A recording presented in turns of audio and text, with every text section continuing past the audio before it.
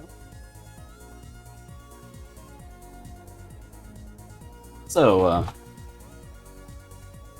how is everyone today? Welcome to the stream. Oh, I need to change that timer.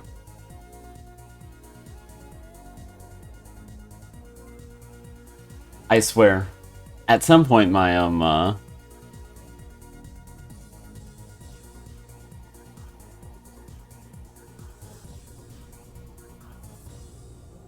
I swear, at some point my streams will not be as scuffed. Thank you for the follow, Ivorus.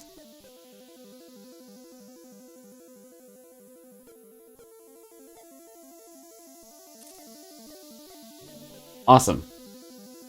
But yeah, thank you for the follow, and I swear that sometime my stream will be less scuffed. But anyway, you had a vaccine today, so your arm hurts. I hope your arm starts feeling better. Very cool moment. Hey, Tef, how are you? And how are you, Ivorus?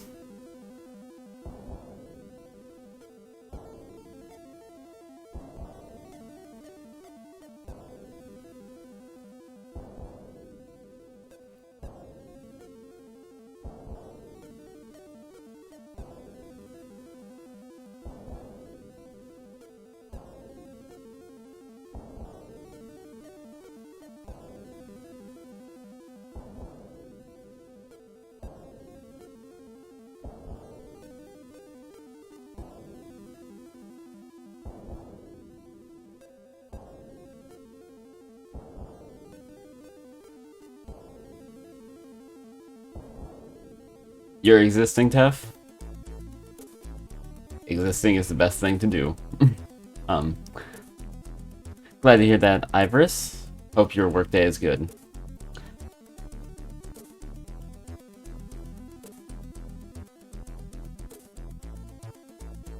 Hello, Maddie.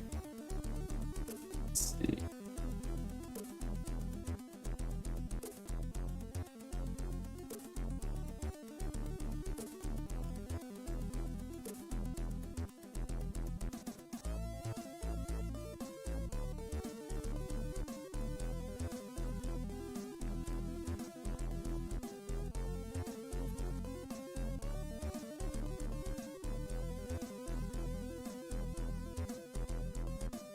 Exactly, Tef. But, let's see. So, if there's nothing else, I think we should get on to the main event of the day, which... Let's see.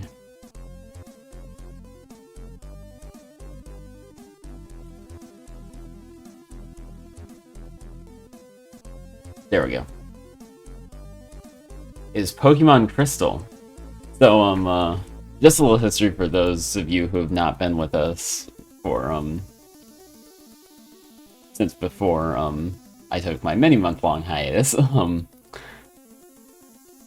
I started playing a randomized Pokemon Crystal back in, oh, you know, probably September, October. This gives a last play date of October. So, you know, it was somewhere around October that I, played the last. But essentially the whole idea of randomization in a Pokemon game is that types, items, everything is mixed up. So, yeah, that's how I got a flying type, Umbreon. And a, yeah, just all sorts of crazy things like that, and honestly, it's really fun to play through this. I'm really enjoying myself so far, and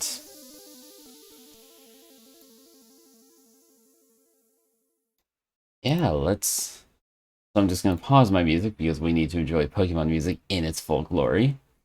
Let's get right into it.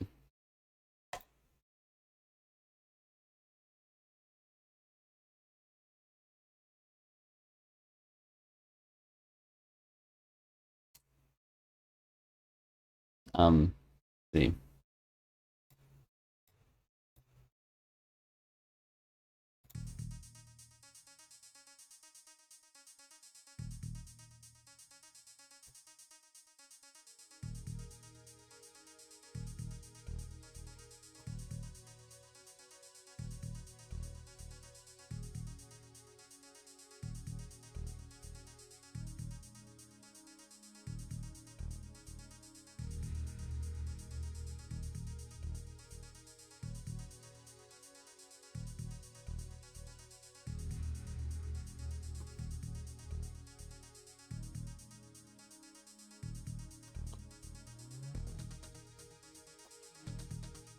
Okay, so I need to actually, I forgot. I did a reinstall of my operating system since I last played this, and I guess I probably need to, reinstall the core, which didn't take long. I just need to double check what, you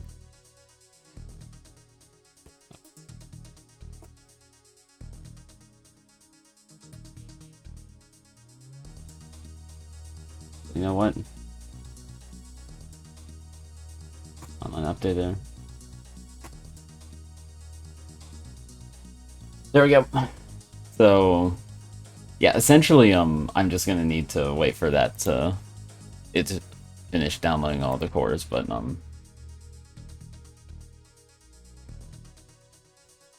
oh, yeah,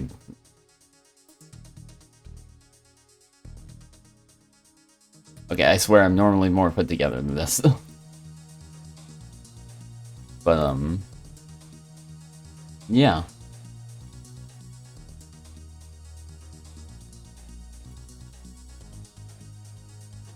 Let's see. Here's a Nia just for you. Yeah.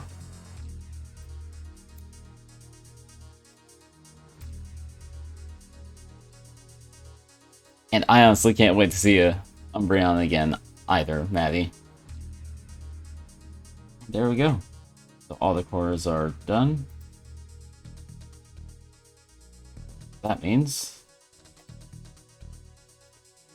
now I should be able to run the game.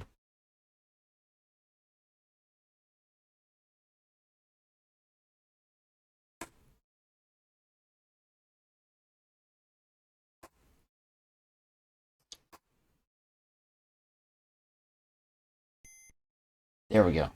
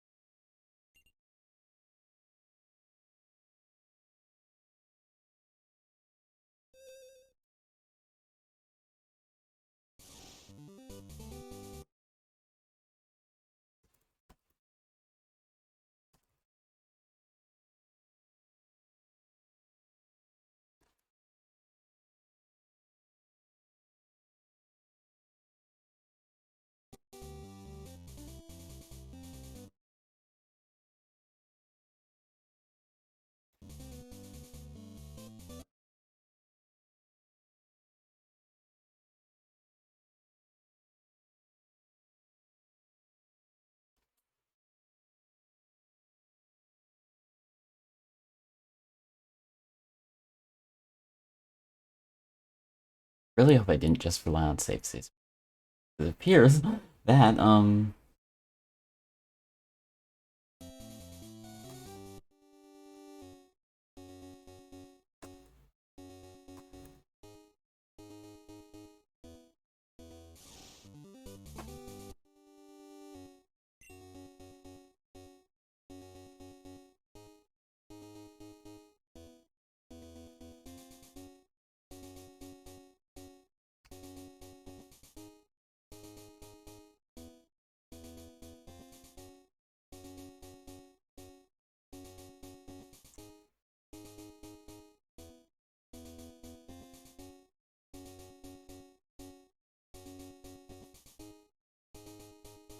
it would appear that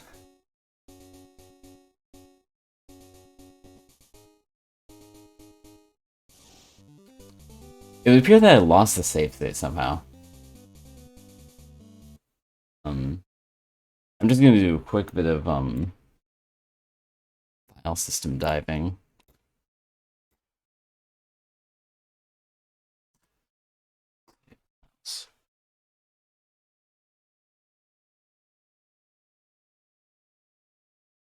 But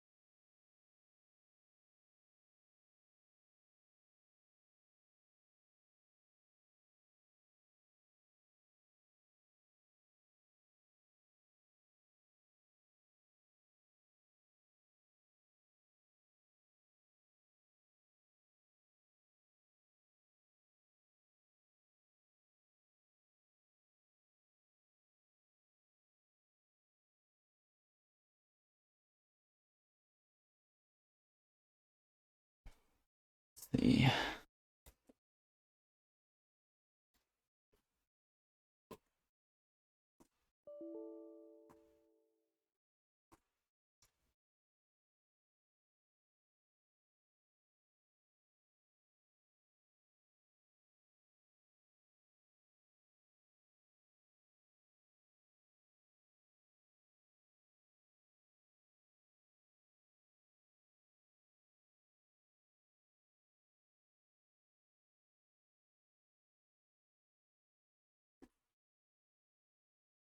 Okay, so I found the save state file.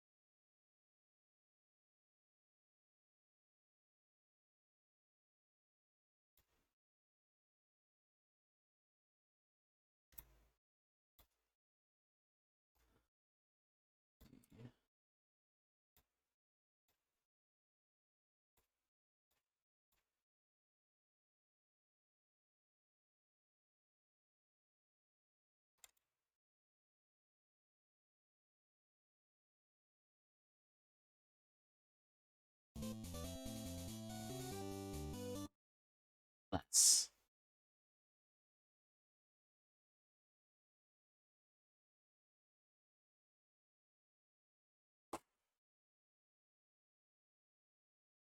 I bet you it's because I need to use a different.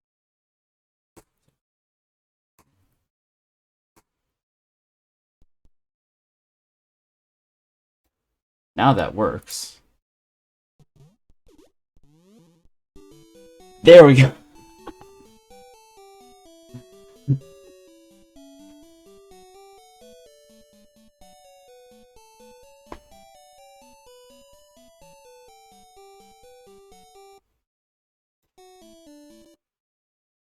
Thank you for the posture check, Tef.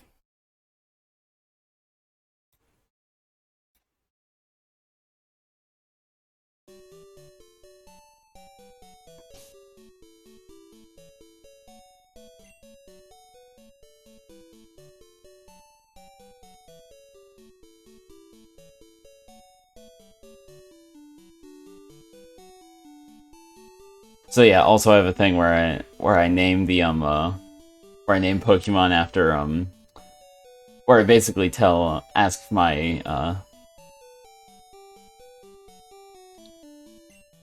where I basically ask my viewers to tell me what to name my Pokemon. Okay. Ah yes, I'm in Goldenrod right now. Means that I should be able to get the bicycle.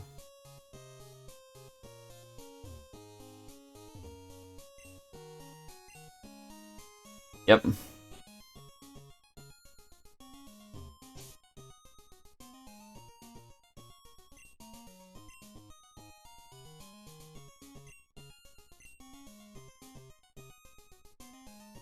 Must I already get the bicycle? Sorry, it's been months since I've actually played this. Unless, maybe I need to...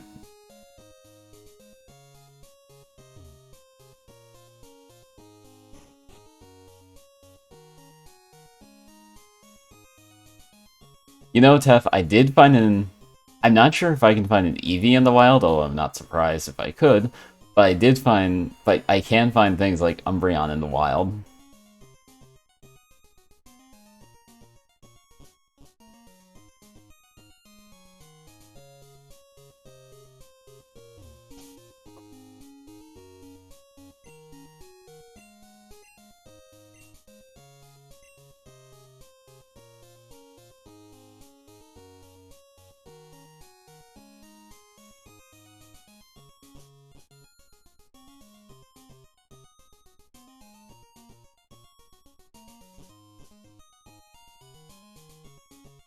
But, Yeah, it's been a while since I've played this generation of games, so I don't quite remember what I need to do. I've already defeated...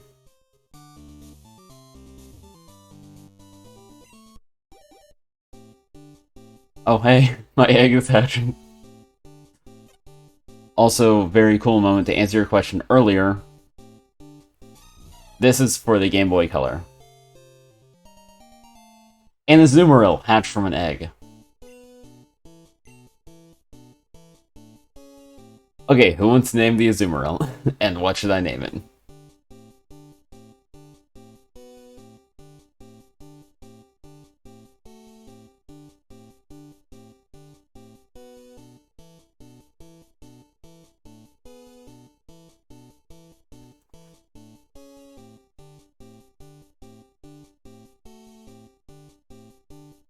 I'm gonna go with Taco.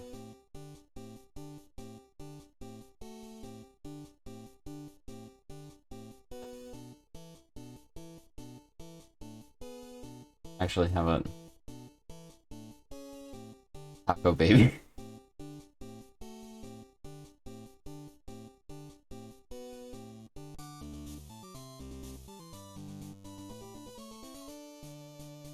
Yeah, I've already defeated Whitney.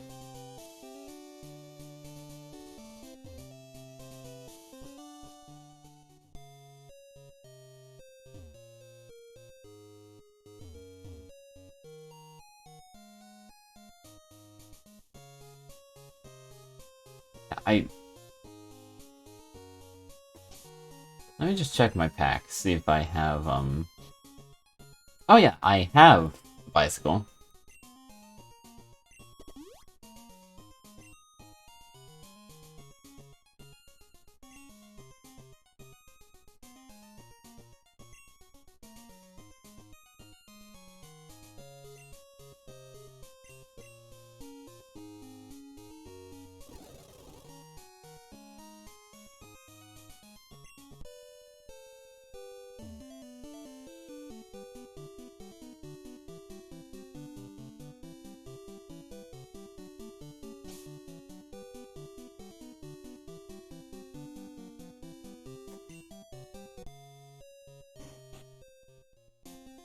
Yeah, I'm not entirely sure when I need to do the radio tower, but I do know I need to do the radio tower eventually.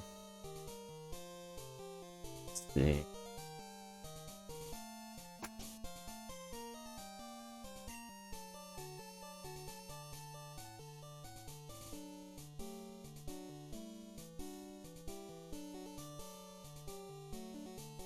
Oh, awesome. Thanks, Tef. Although I'm not entirely sure what I'll get, because... because chances are I'm not going to get an Eevee from Bill, because of how this is randomized.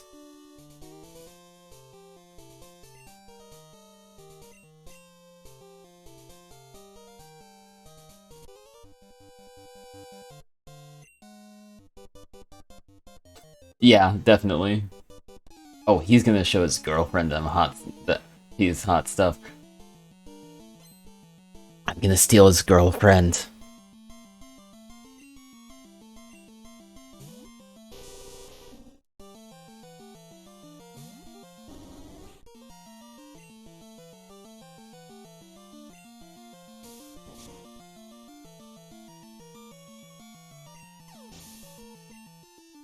Hehehe.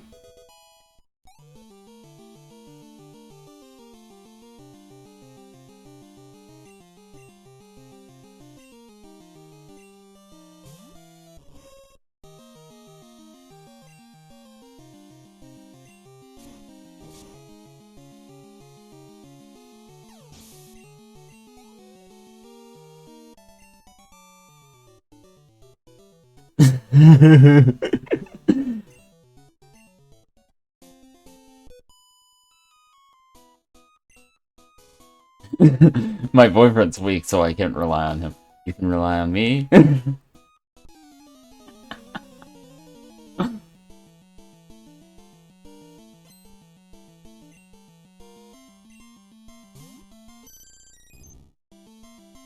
Eevee versus Eevee! My Eevee's gonna win, I know it.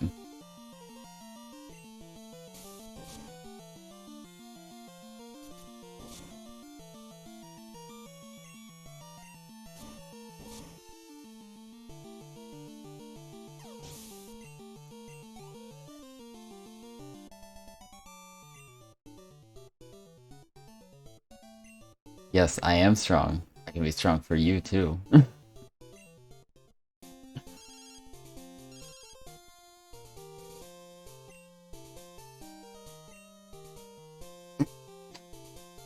Hey, I just spent some of your money without asking. Sorry!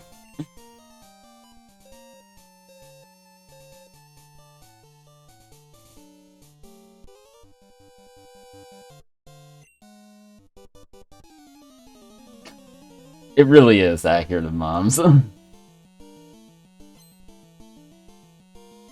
Amber Ivan. Oh, the Mushroom Boy.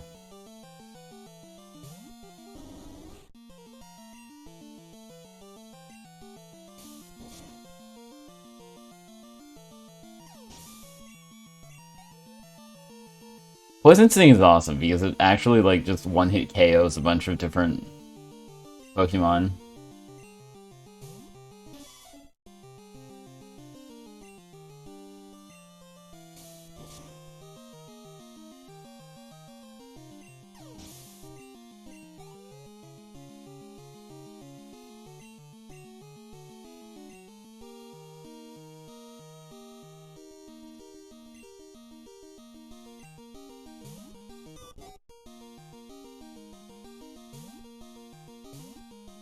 Oh, I need to actually see what type my Azumarill is because it's not going to be water. I know that much.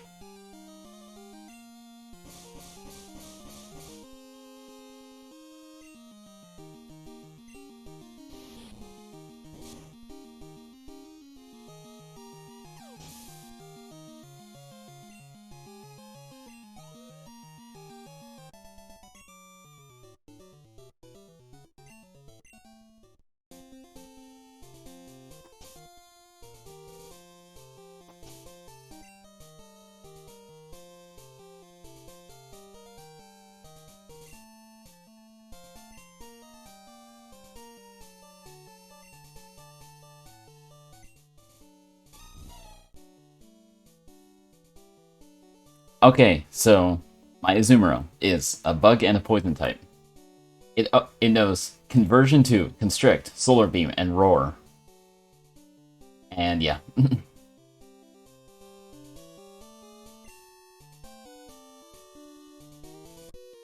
And so this has been the craziness I've been dealing with basically all game.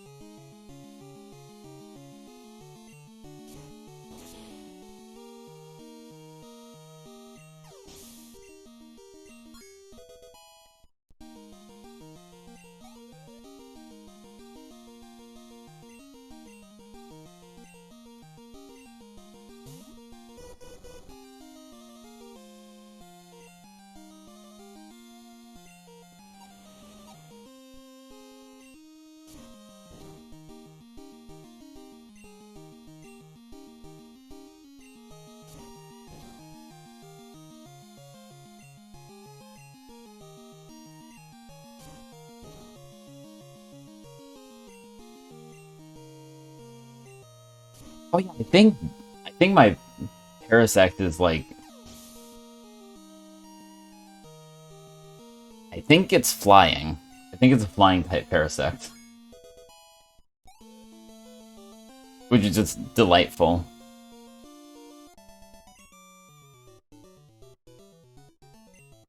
I'm gonna check.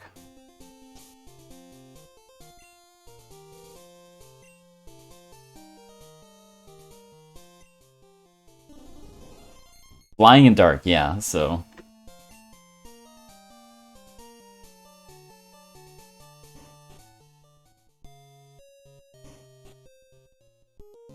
The national park.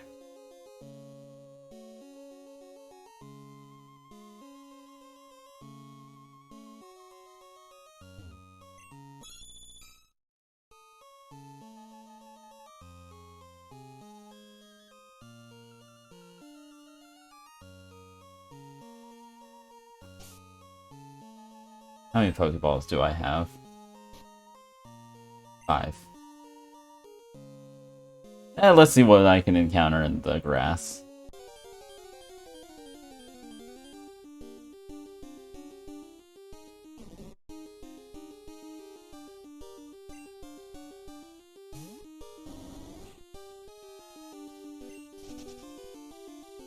Eh.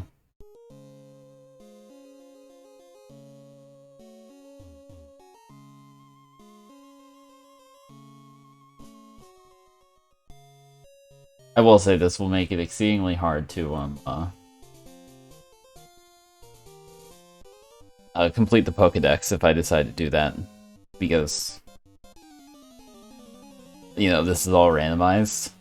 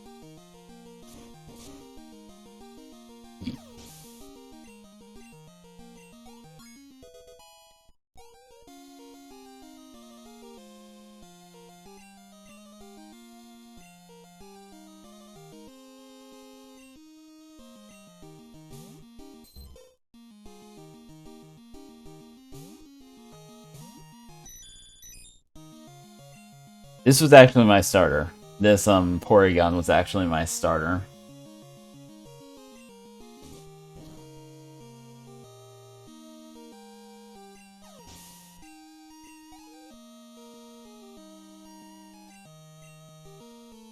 Oh, this will be fun. Porygon versus Porygon 2.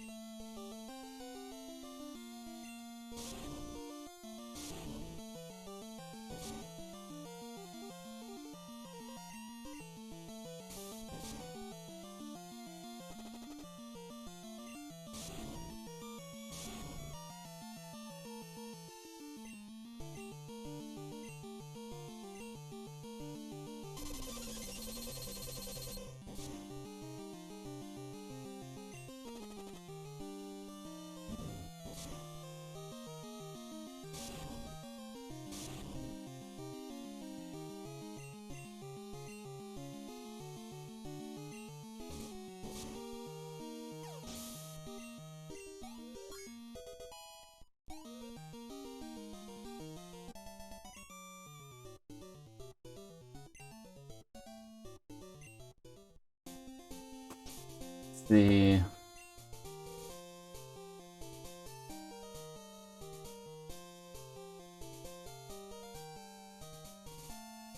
There we go.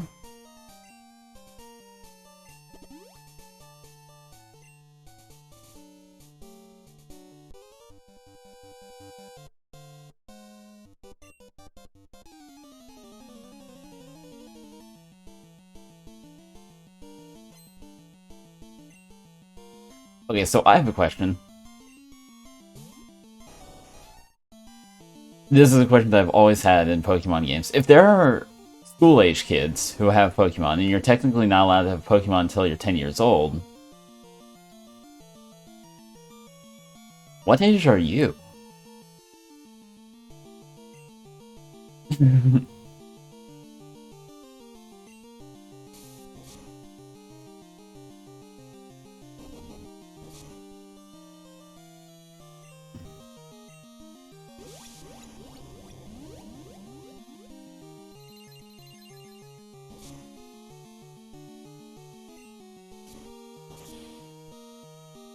Like, that's just always a question that I've had. What age is a player character? If there are kids who are obviously younger than you, but you yourself are a, kid, question mark? How old are you?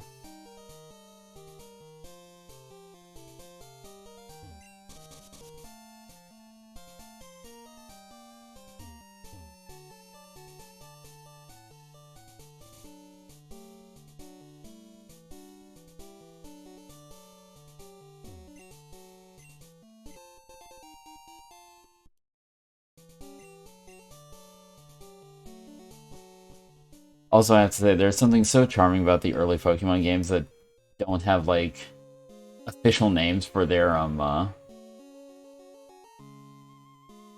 for, like, the berries and stuff other than the Poison Cure Berry, the Paralyzed Cure Berry. And it's, like, all just very abbreviated, stuff like that.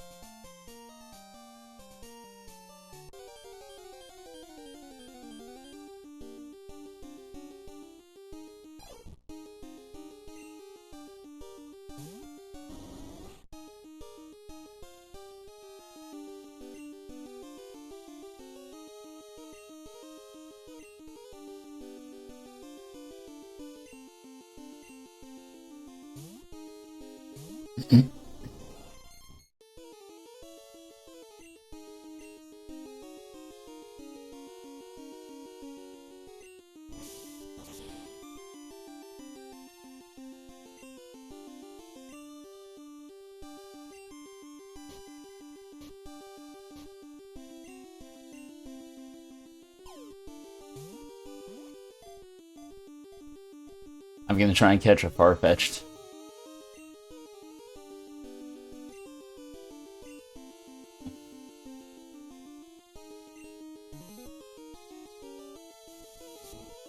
Hopefully this doesn't... Oh, good.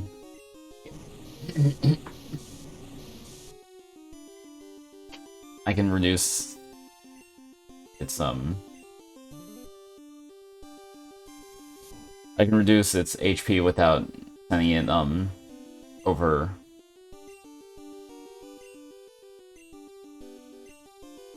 over into... without knocking it out using that.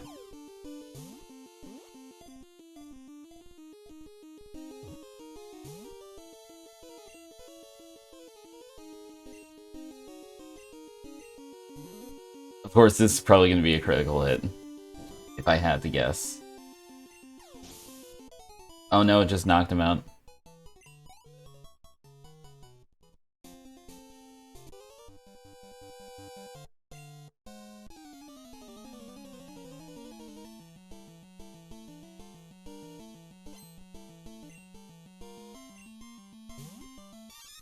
Sure, it makes perfect sense for a bug catcher to have a Pichu.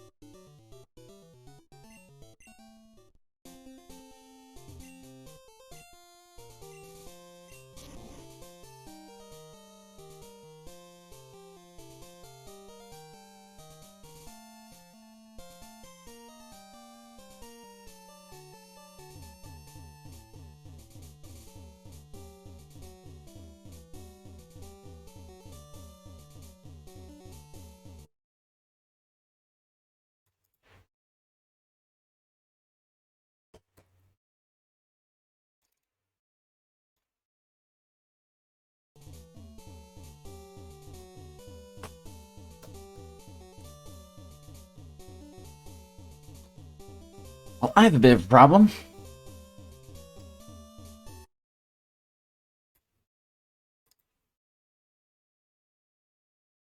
My,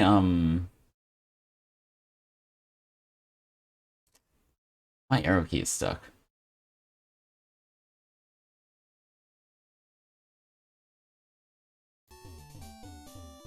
My hands are not on the keyboard.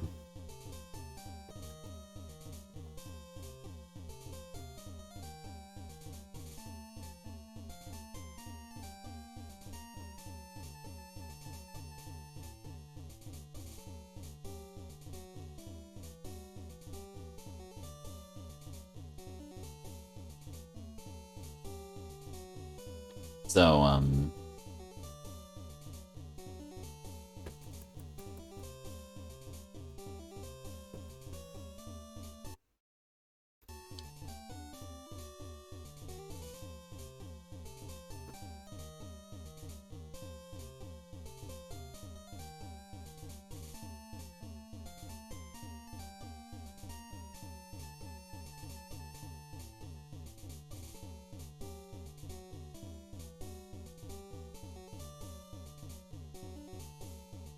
and I think it's a software issue.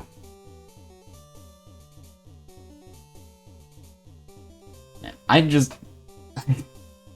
wow, I can't seem to get a break with, technical difficulties today. But,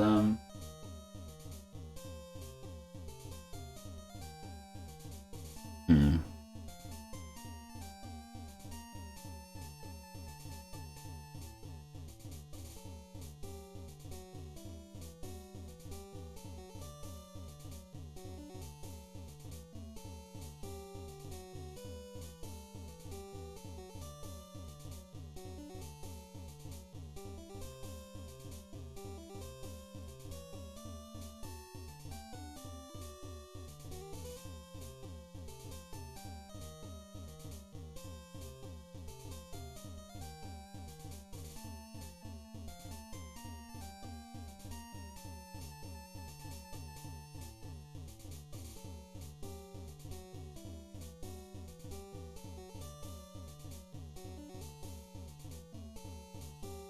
Let's see.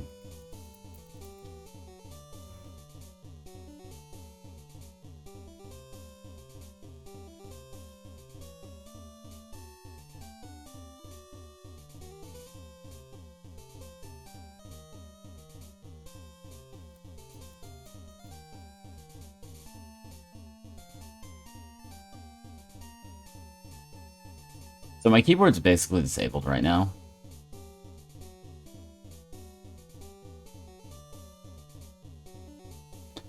There is one thing that I know has worked in the past. That is putting my computer to sleep, so I'm gonna do that and hope it doesn't, and hope it doesn't cut off the stream. If it does, I'm very sorry, but I will be back momentarily.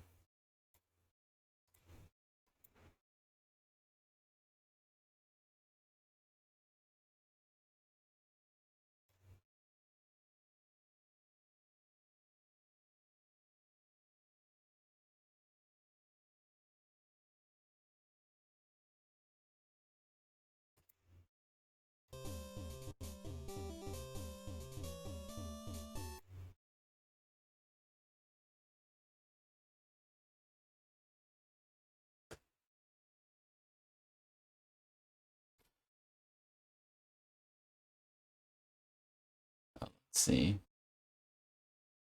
Looks like I'm actually gonna have to close my lid. See you in a moment.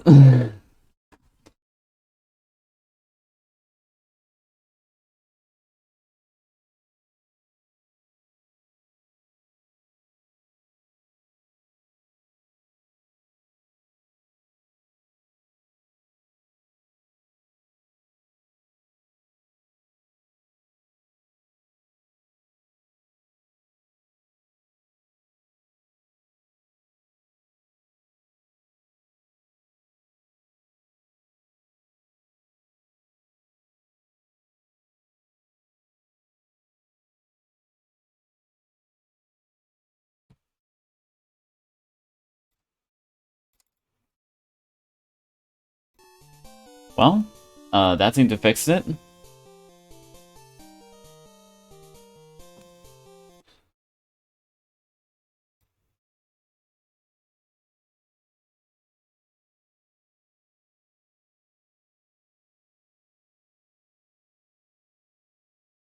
Let's see.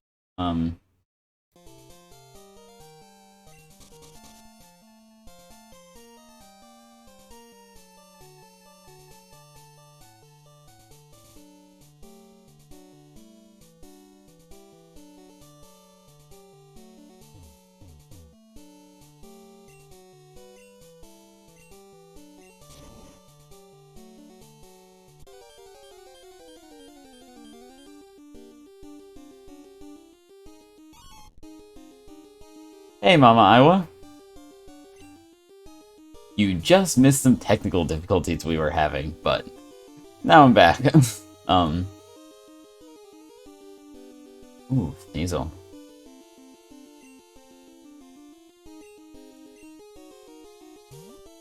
So currently I'm playing Pokemon Crystal randomized.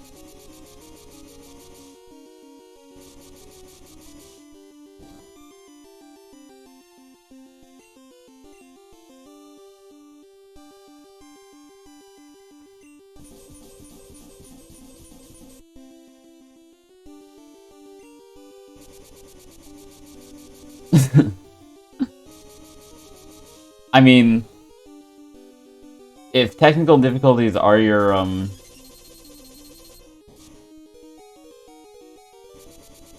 thing, then, you know, I guess you've come to the right place, because I have a lot of them, but yeah, it's Pokemon time, and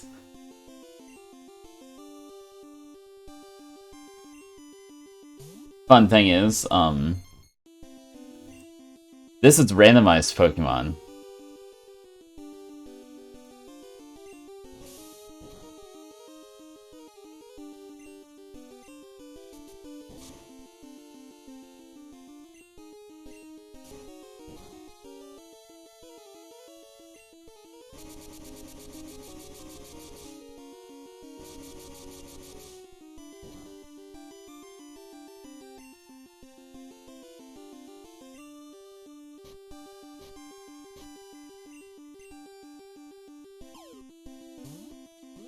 I've actually had pretty terrible luck with catching Pokemon in this game.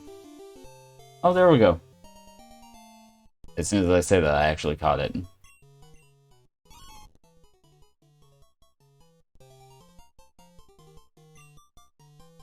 So, thank you. So one thing that I really like to do while I'm, when playing Pokemon on stream is let my viewers name the Pokemon. So if anyone has any recommendations for what to name this Sneasel, by all means let me know.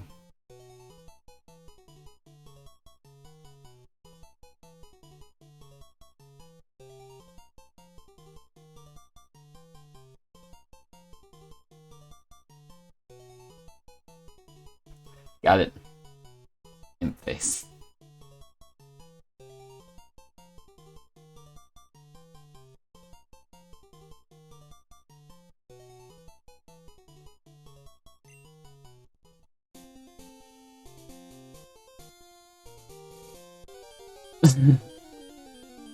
Nice.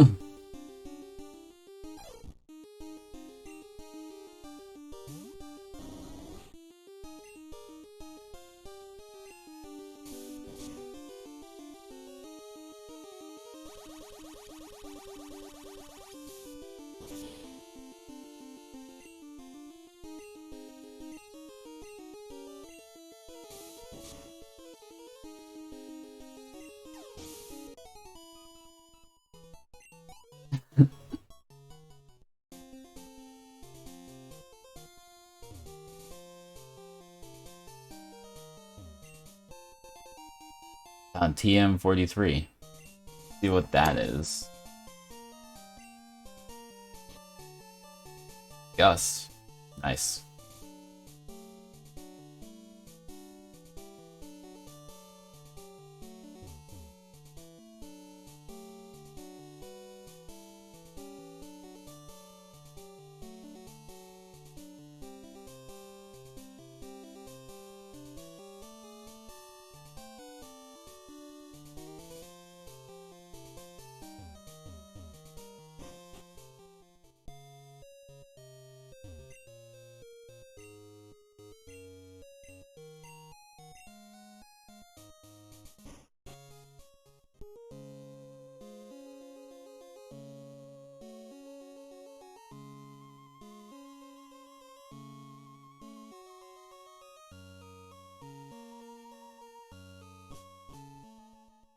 I will be completely honest, I'm a bit unsure of where to go next. Thank you for the hydrate.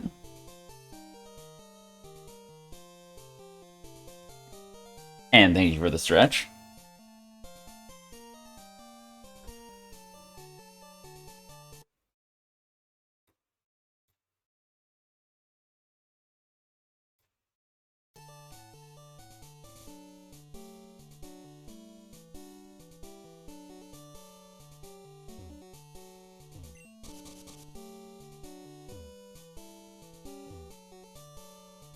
It has been quite a while since I last played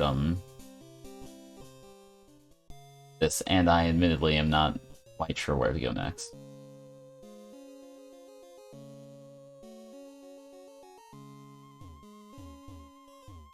I think I need to get the watering can from someone so I can move that Sudowoodo tree out of the way, but I forget who I talked to get that. It may just be... I think it's someone in Goldenrod, actually, which means I have to backtrack a bit, but...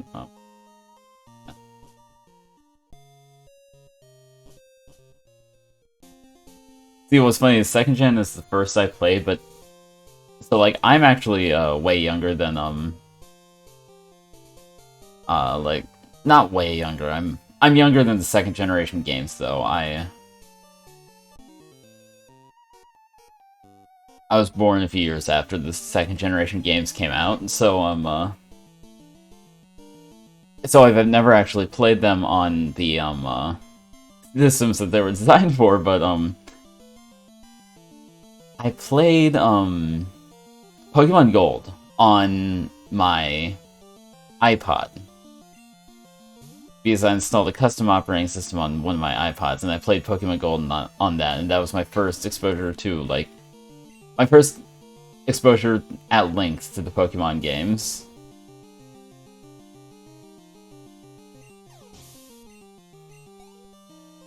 And it was pretty fun. You played 3rd gen first? I have Pokemon Sapphire for my Game Boy Advance, and that's a really fun game. I really enjoyed that.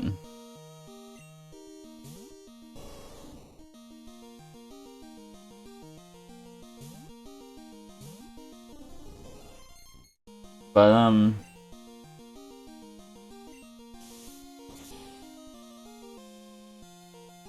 oh, nice.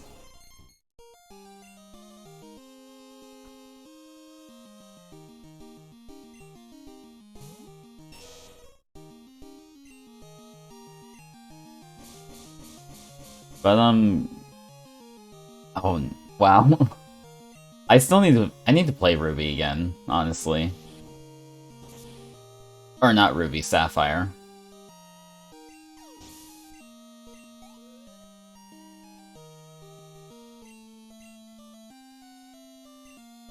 Because I've completed all the contests, I've completed the Pokemon League in Sapphire, but I, you know, of course, still have the Pokedex to do.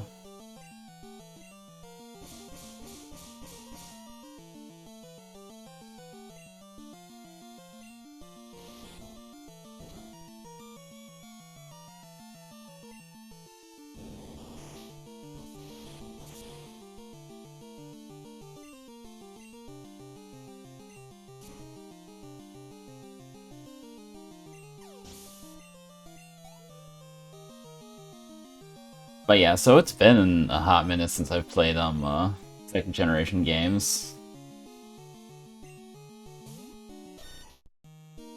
Like, oh, that was in middle school that I played it, so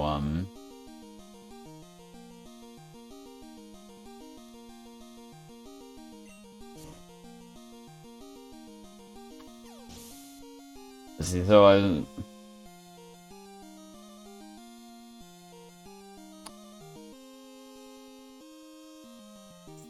7 years ago, maybe?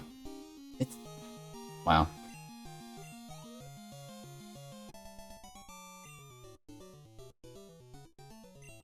I'm not old yet. I'm not even...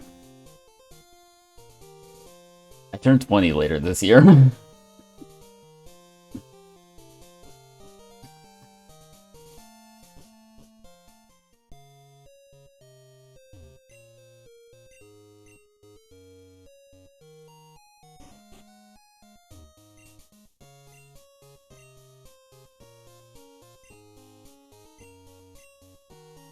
Well, I forgot about the name Raider.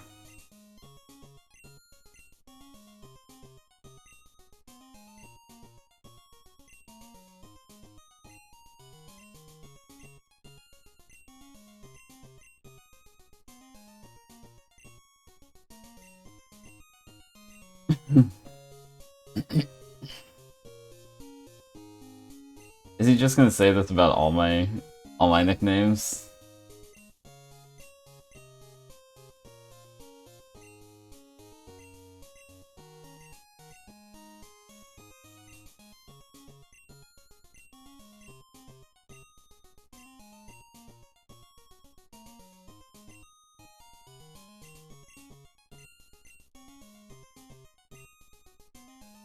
I was hoping he actually like rated the names instead of just said the same thing over and over.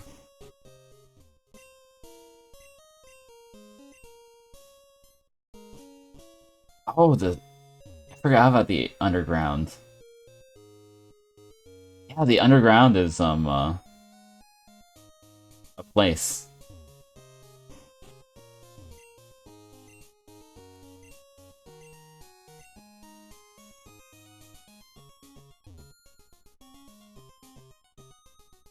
Okay, so that's one piece to do with the story.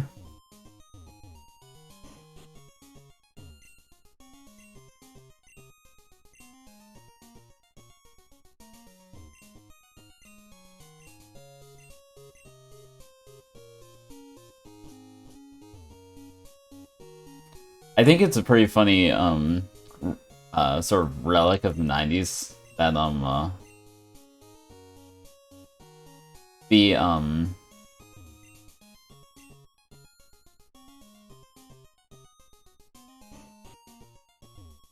that your Pokegear in the second generation games it's expandable through add-in cards. So like here's the phone dialing card, here's the map card, here's like whatever. And that's just such an interesting yeah, it's just sort of an interesting like yeah, it's just really interesting. Oh, thank you for the host.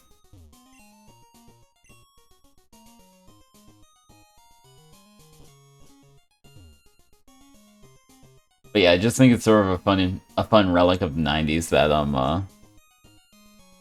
the Pokegear is expanded through add-in cards because like I'm sure that's just such a 90s concept of like what expansion of a computer system would be.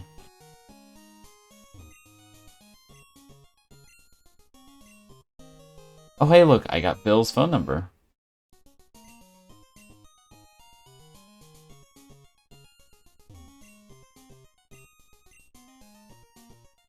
Exactly, 90th DLC. Or like yeah.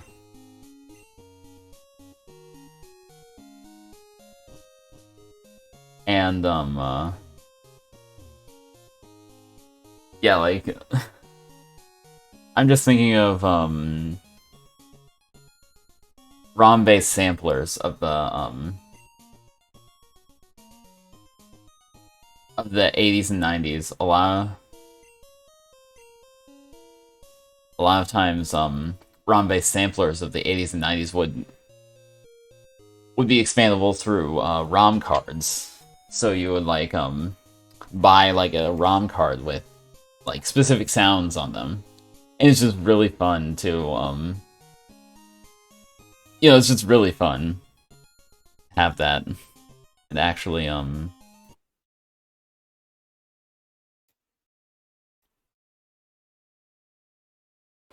I am going to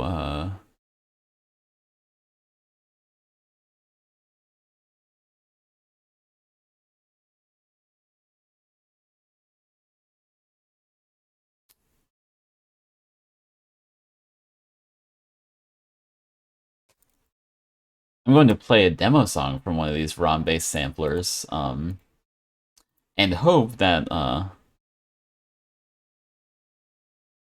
don't get copyright stricken.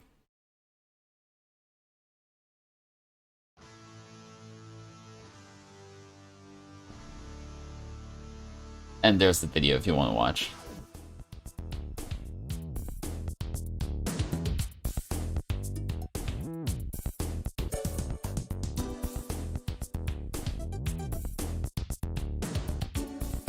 And the reason why I linked the video is primarily because it has a picture that has examples of these ROM-based sampler expansion cards.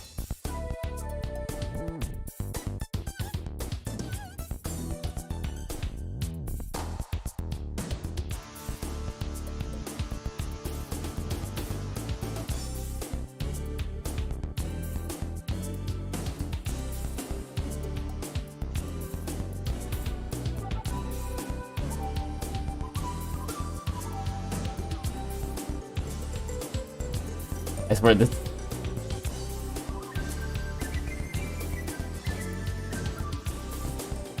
I think it sort of has like a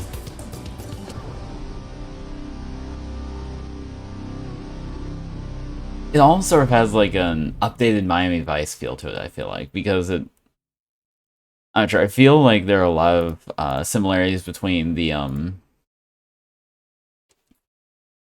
sounds in it and the sounds that like Jan Hammer used, but in the Miami Vice soundtrack. But this ROM-based sampler is from the later. It's from like it's a Roland U220, so.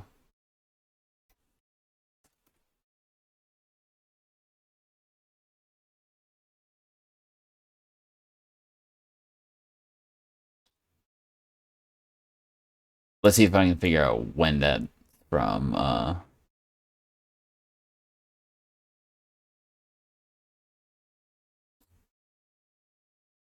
But it's from the late 80s, so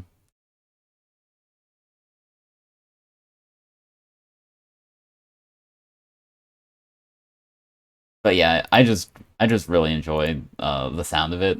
I actually have the Roland SC880, which is somewhat similar to it. It's another ROM-based sampler. But it's from about probably 10 years later. It's from the late 90s as opposed to the late 80s, and it is actually a descendant of the Sound Canvas line of Roland synthesizer products. But I say it's a descendant. It actually is a Sound Canvas, just it doesn't have Sound Canvas branding on it because it's sort of more professional than what Sound Canvases would necessarily be. It wasn't because Sound Canvases were more marketed towards like hobbyist musicians and computer musicians, whereas the SC880 has definitely was marketed and made for a more professional market. Even though I have one, I got for like $200 back in 2019. I got it for like very little money compared to what you would expect like a professional slash prosumer Roland product to go for, but honestly, I've been really happy with it. I still remember the day that I unboxed it and like just like started playing around with it because it's a really fun piece of equipment to play around with like it's tons of sounds. But yeah, I'm getting off on a tangent here, but yeah, very happy. Um, I love music gear. It's not in like a not in like a gear acquisition syndrome sort of way, which is a sort of a joking thing that like is referenced in the music community where like you just keep buying gear and then like you never make any music. But so not really in that way, but like just more in like I love the technical details because each system, each synthesizer has its own like little intricacies that like sure you can get close on other synthesizers, but you can't necessarily get the same exact sound on any other synthesizer. So it's just very interesting. It's sort of like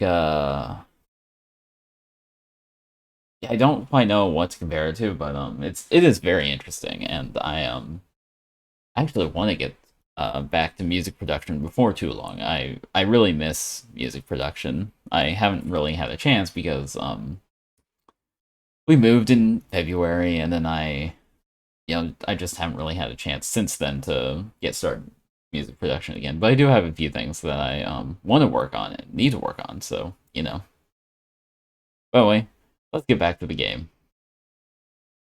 I actually forget what oh right, the add-in cards, right. So yeah, basically uh but you haven't even seen like anything remotely like portfolio yet. but but yeah, so essentially these 80s and 90s ROM-based samplers would sometimes allow you to add in like extra sounds using add-in cards, which I just find very fascinating.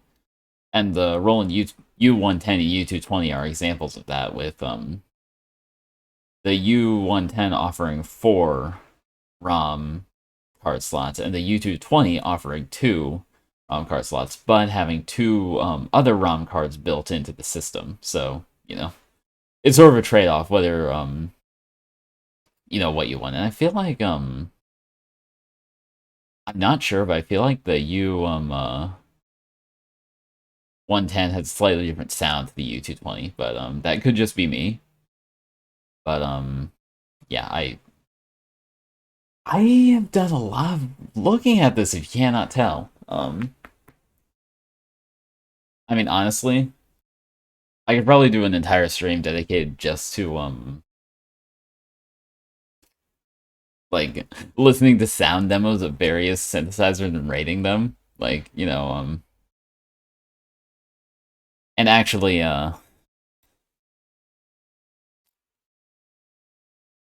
honestly, this would probably be a pretty good time to because this is somewhat related,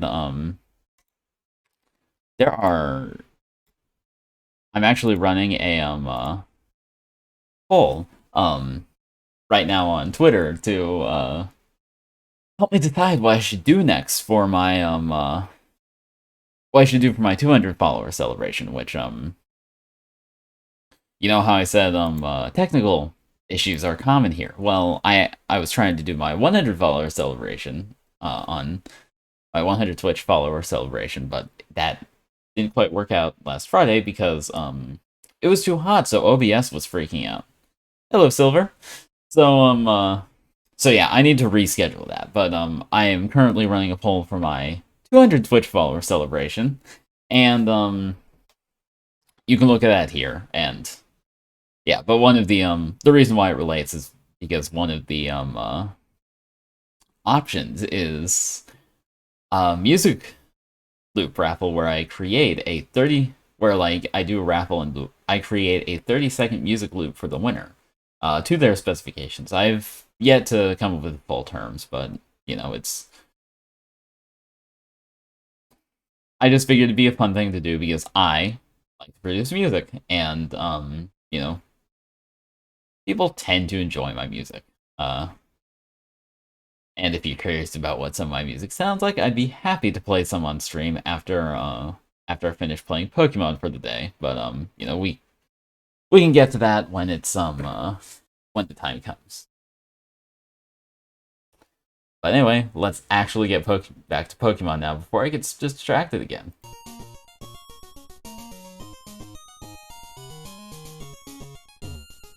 Oh, a VIC-20? That is a computer from 1981 that I own.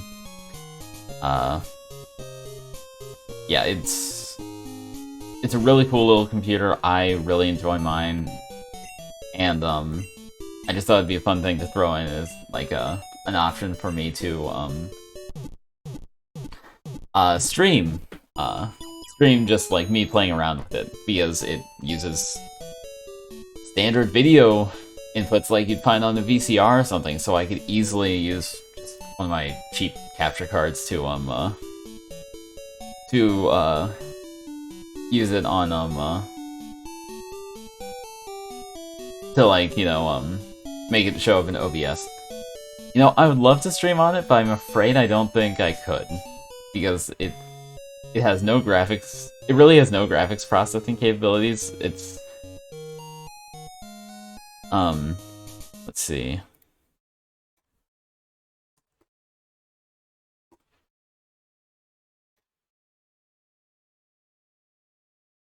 This is the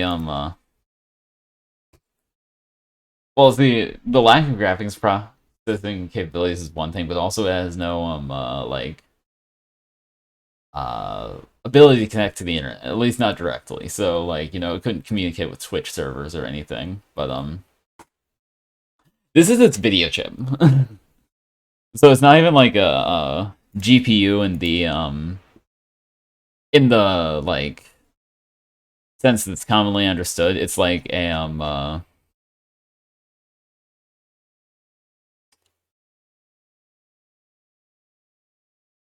yeah, it's that. But and what's fun is that on the VIC-20, the VIC chip, or I guess VIC because it stands for Video Interface Chip, and saying VIC chip is redundant, actually also handles sound, and it has 3 channels of square wave sound and then a noise channel. And I really want to start composing for the VIC because it can make some really cool stuff, which I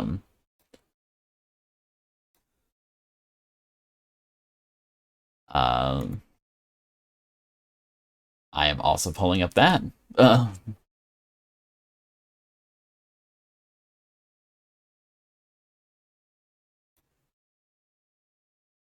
But this was made on a this was made for the unexpanded VIC-20, so using only the VIC's built-in capabilities, so no extra hardware.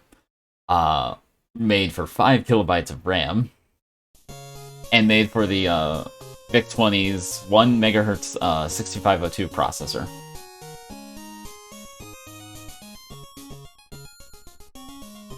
But yeah, I had that same thought actually. That would be cool to stream on it, but sadly, I just don't think that's possible.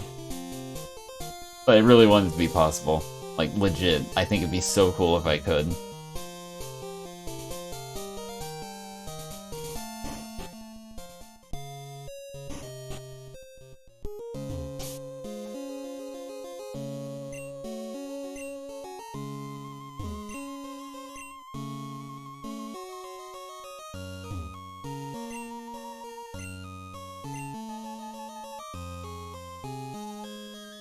I love how they're sort of shilling the Game Boy camera and Game Boy printer add-ons with this because one of the people said I'm battling with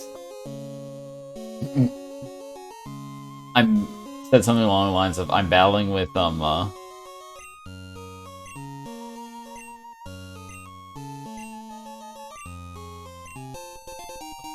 Quick Claw. But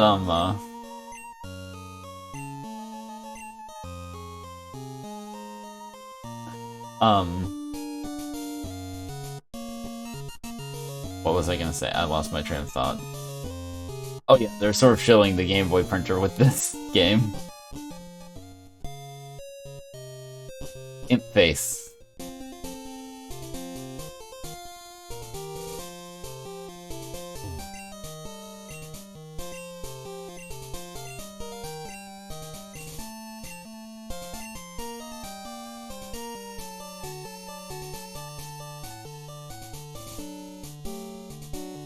Alright. I always forget how much backtracking there is in Gold, Silver, and Crystal.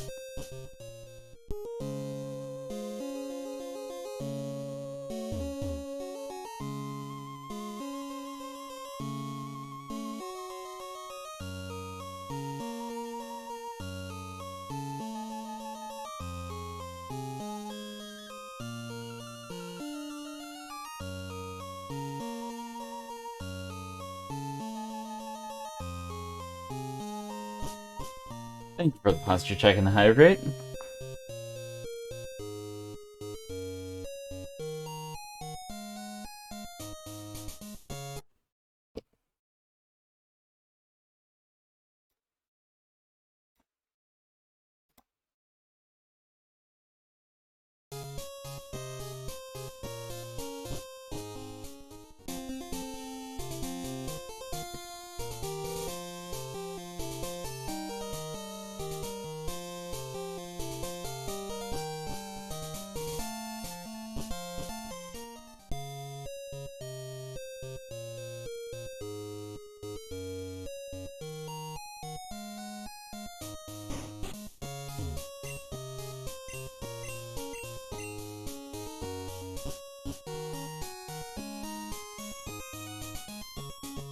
Now I need to find the, oh.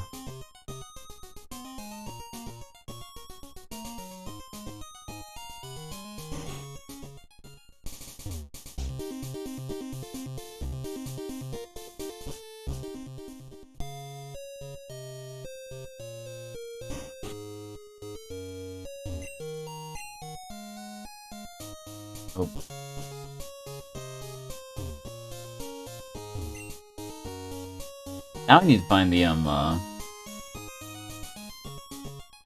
flower shop again.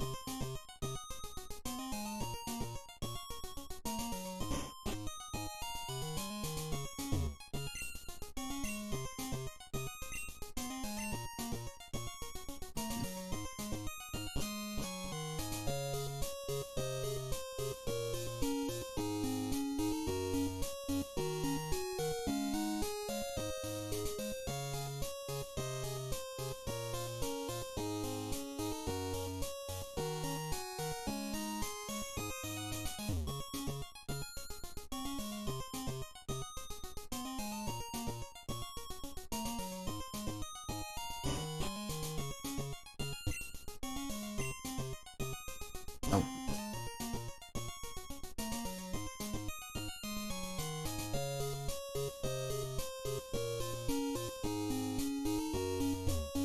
Oh, there's the flower shop.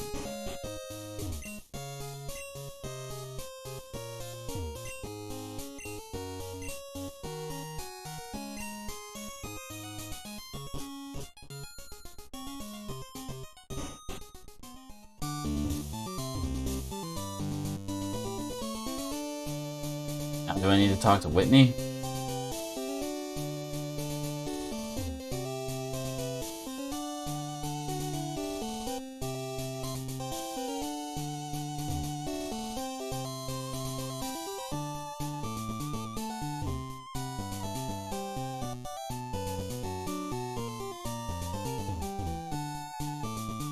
I've already beaten Whitney. You know, as evidenced by the fact that,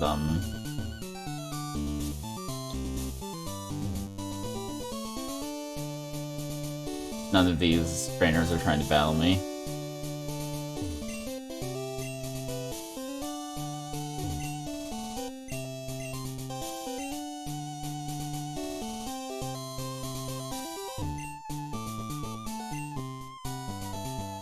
I love how like these NPCs who can't be the given gym leader just go into an absolute existential crisis.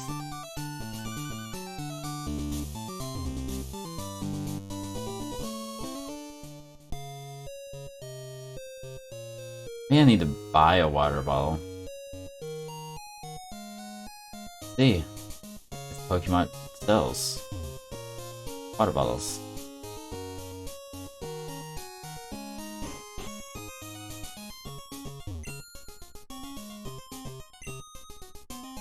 Or, well, this is the department store, but,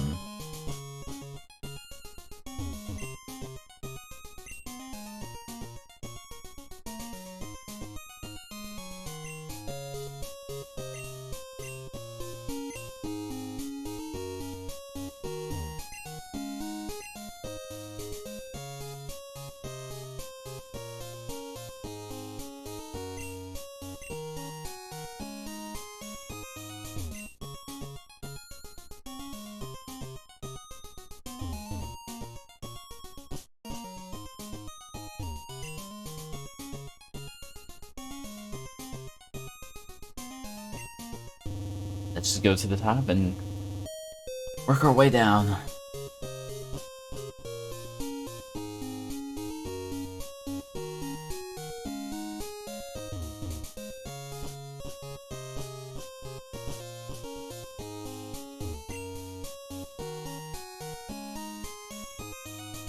I am well, Silver, thank you. How are you? And thank you for the posture check.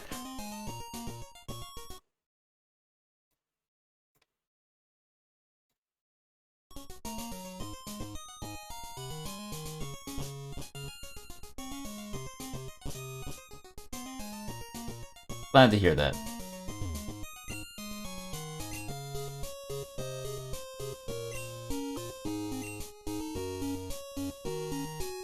have a bunch of gems.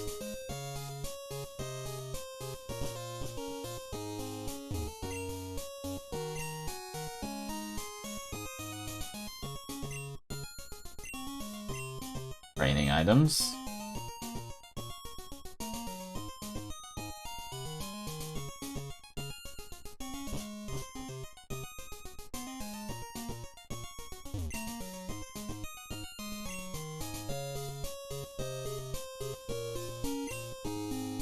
Status items. We do a little testing at Twitch features since I'm still new to Twitch. Ballgame.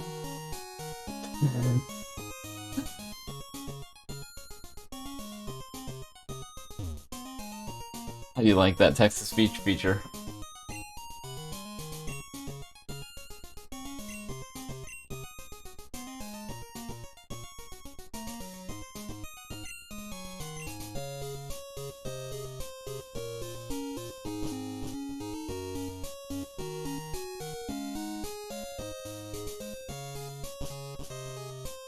I wonder if I can make it a little ladder. I'll have to mess around with it, because that isn't like a Twitch feature, it's a redeem that I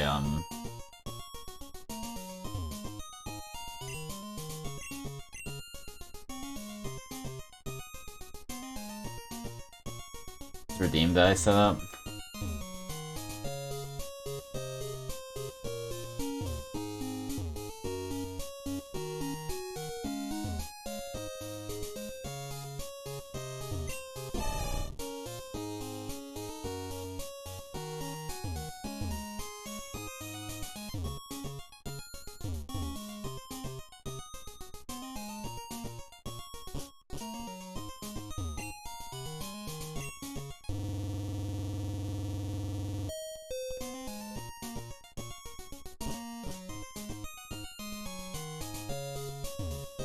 I do love how most of this stream has been me wandering around trying to figure out how to get rid of that Pseudo-Budo.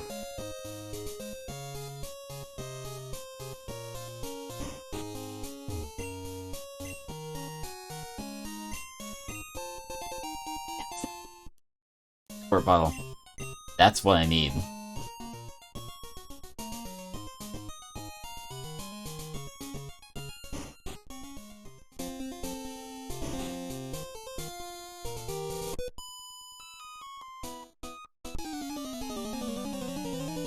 So you're telling me that I completely missed a person each time I was going back and forth, and now I just haven't to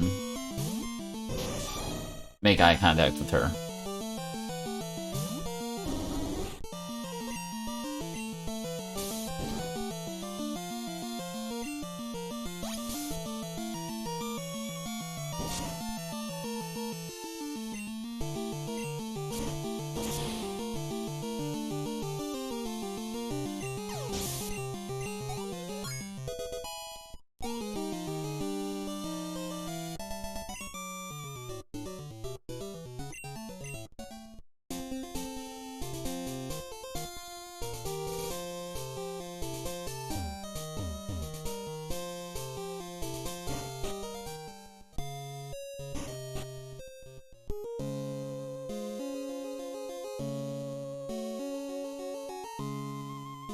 I do have to say is that there's something very nice about Game Boy music. The sound chip used is just very it sounds very nice.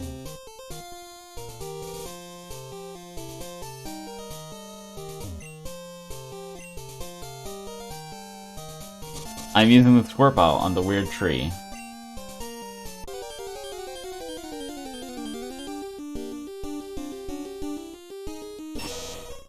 Okay, it's not a Pseudo-Budo this time. It's a Muck! Because this is randomized.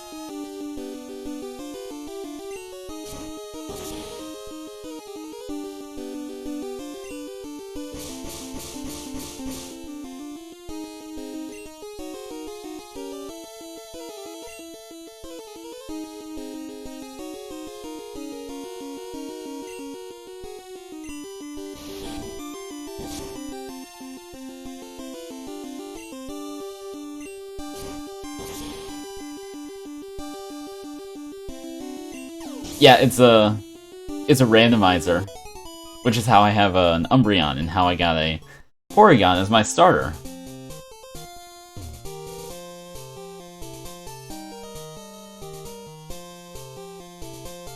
Those twins look like bad news. Yes, randomizers are so fun.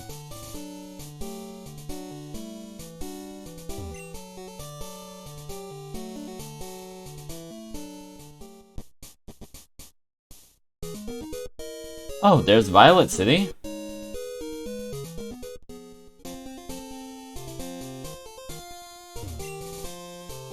The ruins of Alph.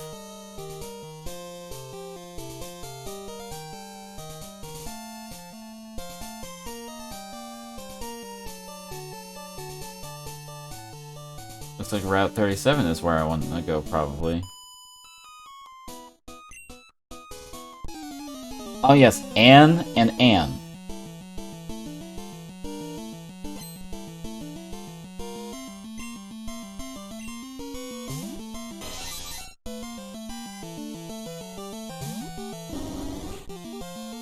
Sure. Children just have, legendary.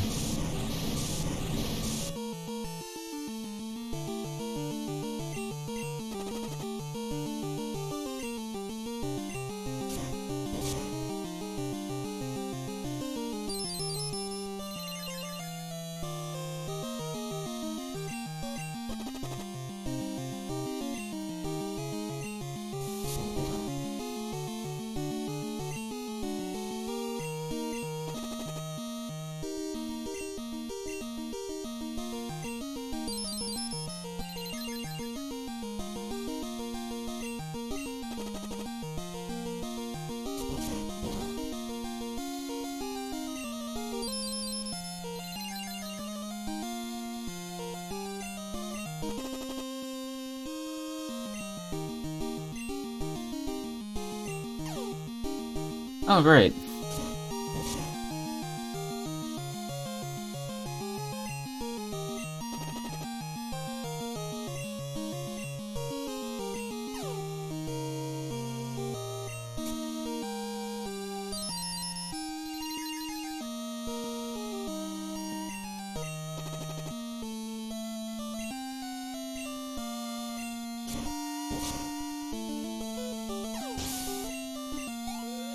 That was annoying to fight. Anything that uses,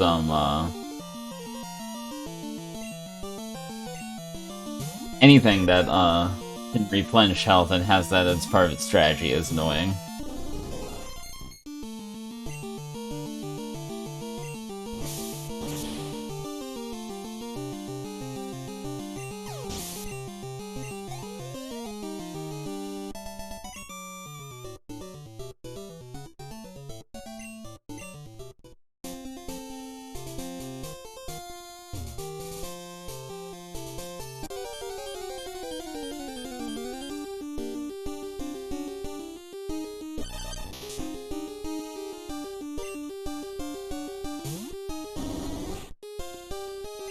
I don't feel like fighting.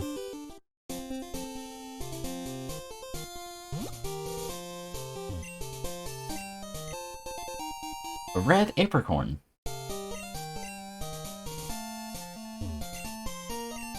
Blue apricorn.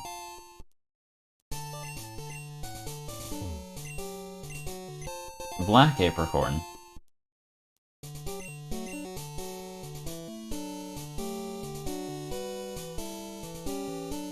You get to choose, and it is, basically as long as the stream goes on. So, like, you know, it can be a Pokemon move, use of a Pokemon, you know. You can disallow me from using my bike if you want.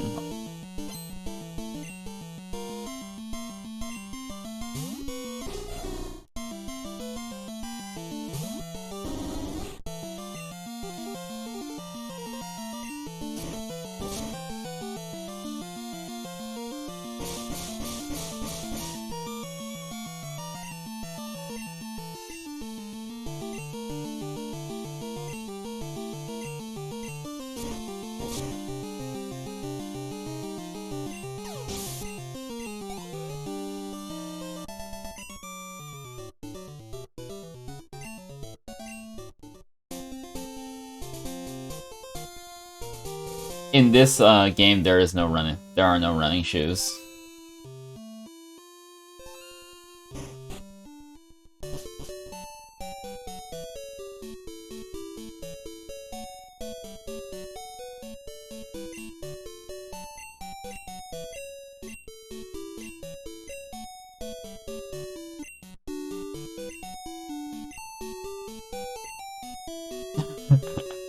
The time capsule.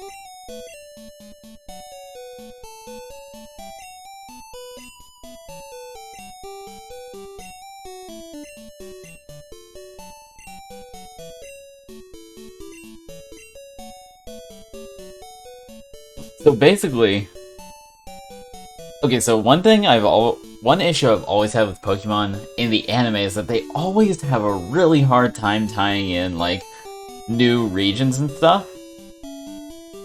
I'd prefer you not bonk the A button, because that means I couldn't play the game. So they always have a really hard time, like, introducing new regions and stuff. Like, it's always like, oh hey, we found this new region that happened to be right next to us. In this, they just seamlessly introduced an in-game feature that is trading with Pokemon Red, Blue, Yellow, and Green perfectly seamlessly by describing this time travel question mark. It's just interesting.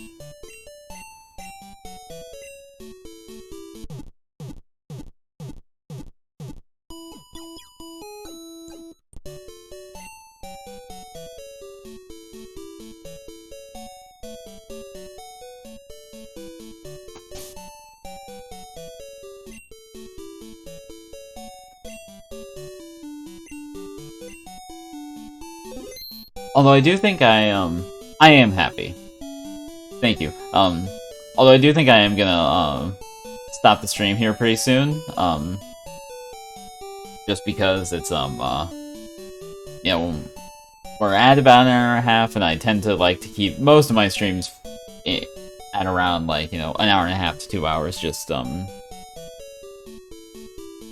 unless it's like a special occasion stream or something, so, you know.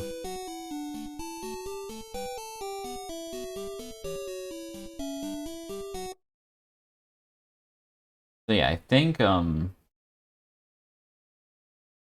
gonna stop the main event for now, but that doesn't mean there isn't still stuff that we can do, because, I mean, admittedly, I am a bit afraid, but, I mean, honestly, like, you know, it's only for a stream. But, in the you will make me touch grass one day, I look forward to it. I actually really look forward to seeing who redeems that first on, because I made it, like, an insanely high amount just because it's sort of a joke in the first place. But, yeah, so, I know that, I was talking about this earlier, but,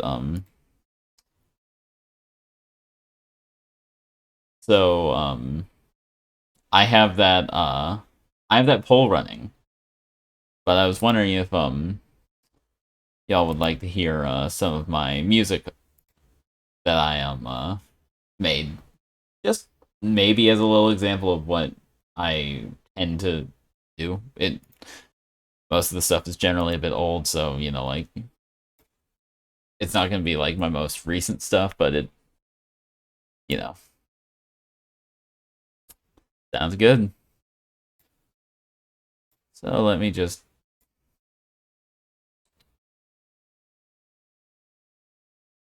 and some of my songs actually have pretty interesting stories behind them, so, you know.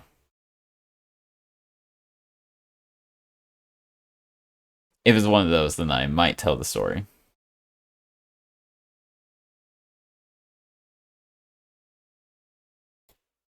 But, I guess first it might be worth, going off the first ever piece of music that I made. This is before I learned anything about mixing or mastering or anything, so it doesn't sound great in that regard, but I still quite enjoy it just because it's like, it's my first piece and it's quite an interesting composition.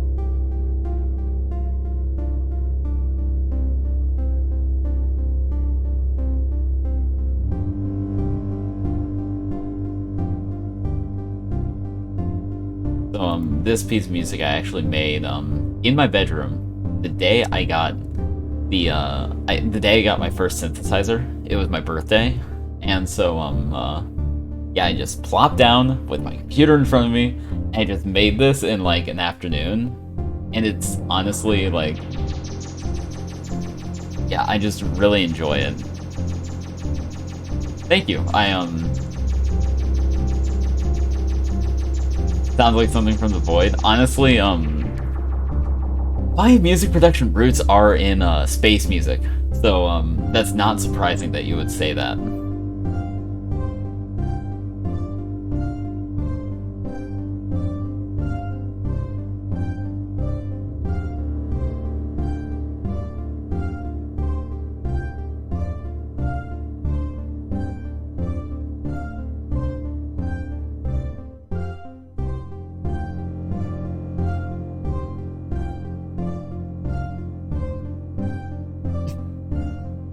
Hello, Elspeth.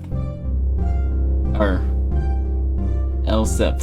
Sorry, I transposed letters, but anyway. How are you today?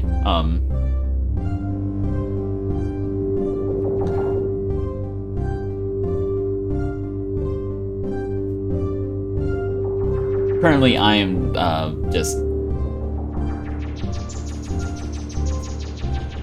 I am thank you. I just finished playing Pokemon, and right now we are listening to some music that I have produced over the course of my music production time. Primarily because I have a Twitter poll running right now asking what I should do for my 200 Twitch follower celebration. And the leading result is actually a music loop raffle, where I create a 30-second music loop for a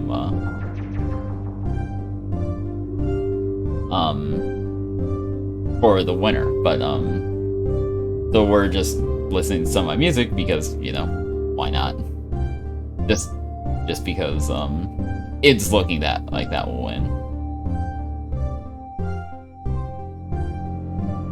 I hope you get into a better space mentally soon. You know, like.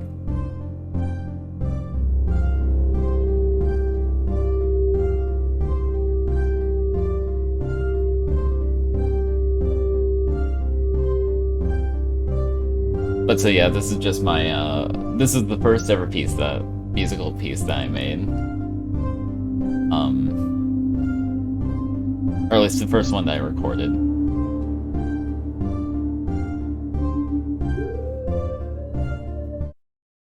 And then this next one is actually one that I there's a YouTuber that I am subscribed to, and he was messing around with music. Thank you. He was messing around with making music for his videos, and he like just was doing something in one video, and I really liked it, so I shot him an email and asked, "Hey, can I use this for a musical composition of mine?" And he was like, "Sure." So this is the result of that.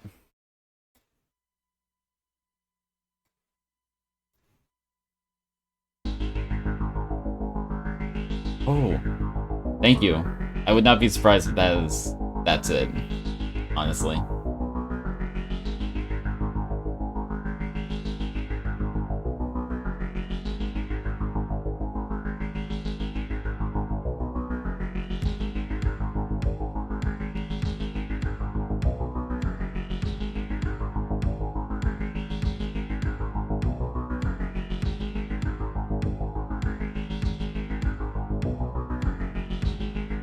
And this is all my very early stuff, like 2018 or so.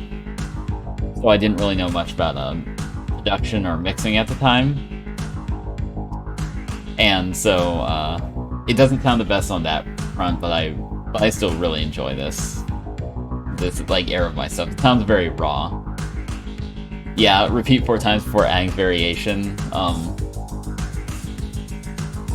I grew up listening to the likes of Kraftwerk, so it does. So I did like early on. I was exposed to that very structured way of like music, of like composition and stuff.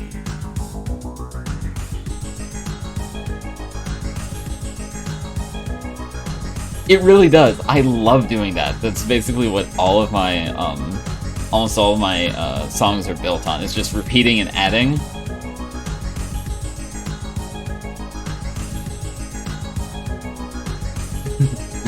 That's understandable. We all have different influences. I'd probably say my biggest influences were Tangerine Dream, Kraftwerk, New Order, and Joy Division.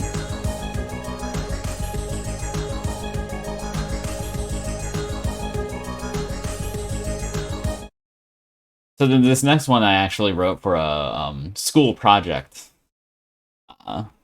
Where we were supposed to create a piece of art that it was an English class project, and we were supposed to create a piece of art. So I did music.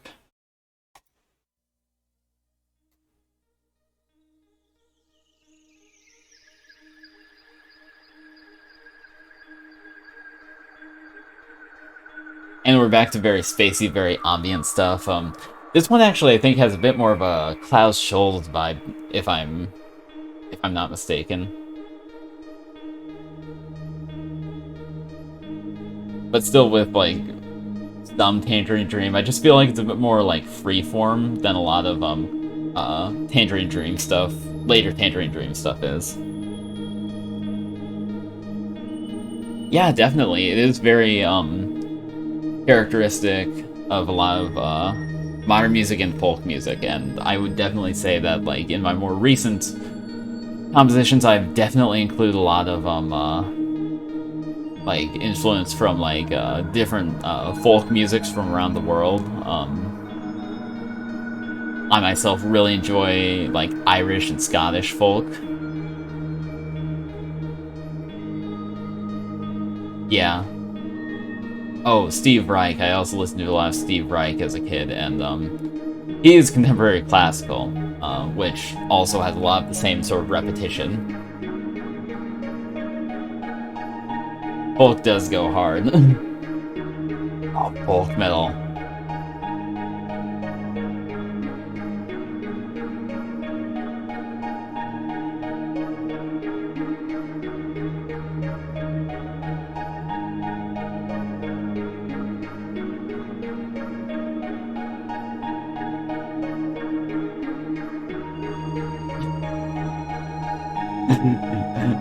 That's very true. I actually sort of think it'd be really cool to at some point create like a new Christmas song or a new holiday song, because I feel like we have the standards and we have some modern pop hits, but we don't really. But like it's been like a good 20 or 30 years since we've had like since we've had a standard that's been introduced into the like into the like repertoire of like common holiday songs.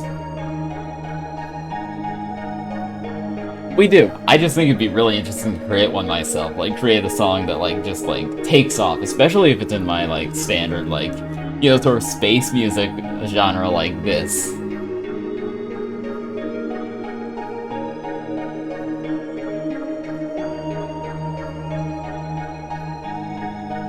And I remember for this, one of my keyboards actually doesn't have MIDI synchronization on board, so I needed to play like every 8th note. I needed to arpeggiate up and down the keyboard. How many tracks?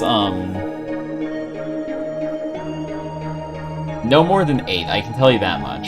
I think probably 5 or 6.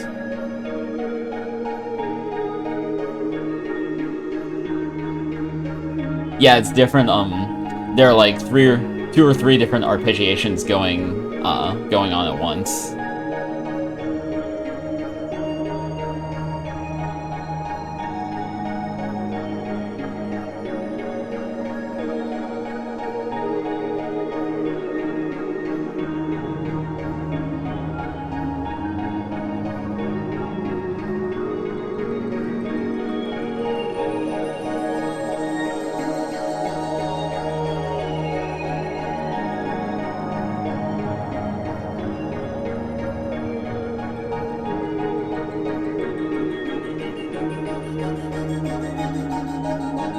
Thank you. Harmonization is really like what I do best, I would say. Oh, let's see. Is this one of the ones where I noted down exactly what I used? I forget.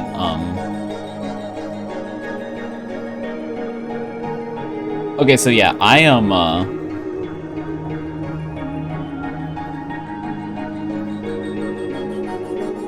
for this, I use my micro brute, which is a single voice. It's a monophonic synthesizer.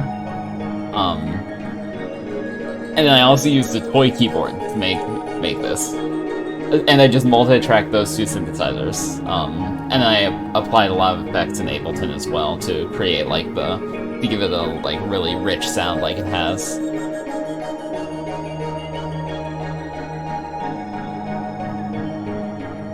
Yeah, a friend of mine gave me a friend of mine gave me a license to Ableton Live 9 Lite back early 2018, and and I've just been and I really just learned it by messing around, and it's really cool. How many raids have I done? Honestly, probably 1 for every stream that I've done. So, you know, like, I'm not sure how many streams I've done, but, you know, quite a few.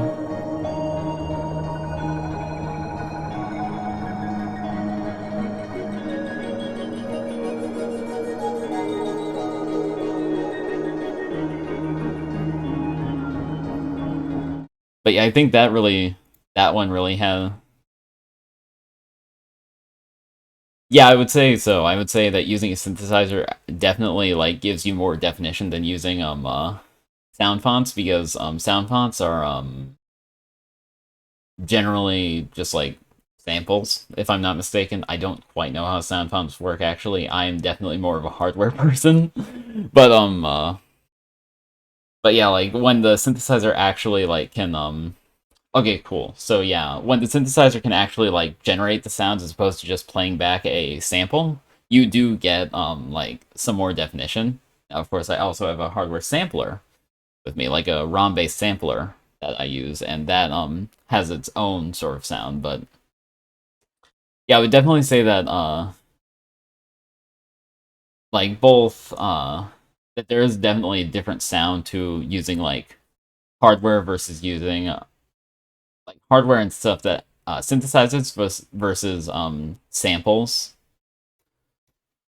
So then this next one is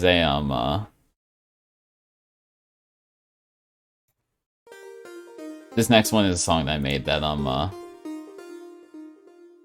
it was one of the first songs that I made with Arturia's Analog Lab 4, software synthesizer. And yeah, this song holds a special place in my heart, and I really like it. I sort of did it. This was sort of like, this was very inspired by like Mark Isham sort of new age music.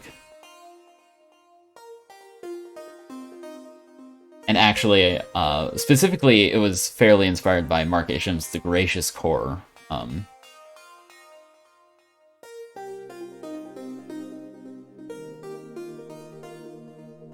As well as some like Shadowfax and other new age artists. Yeah, this is a very special song to me. It means quite a bit to me.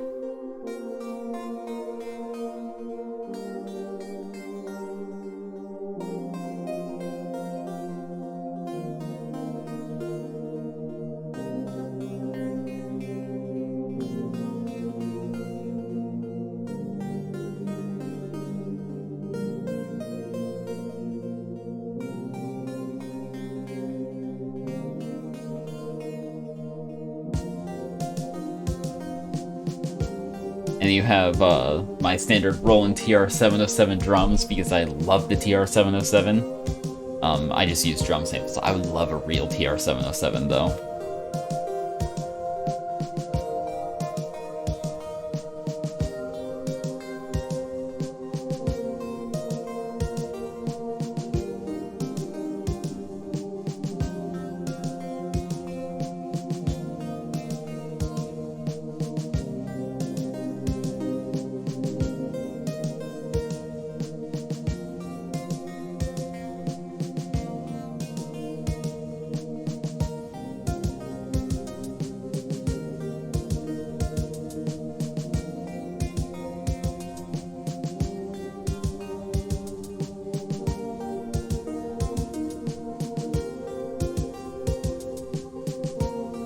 I really wanted to do sort of like a solemn march style beat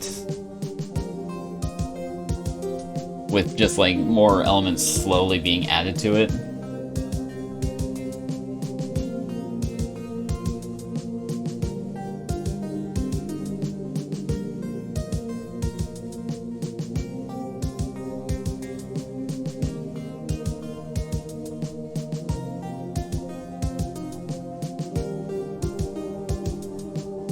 And pretty soon you'll get brass swell, which then, like, you know,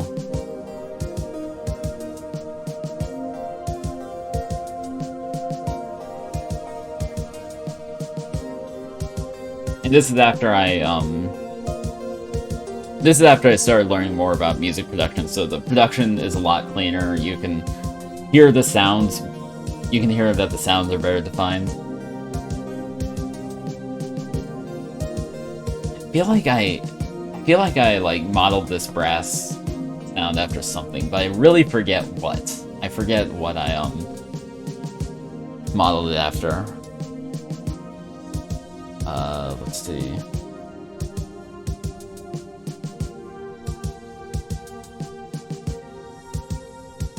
It might have just been a generic, like, yeah, I forgot. I forgot. But I forget it. Oh, I feel like I should remember. I feel like I should remember this, but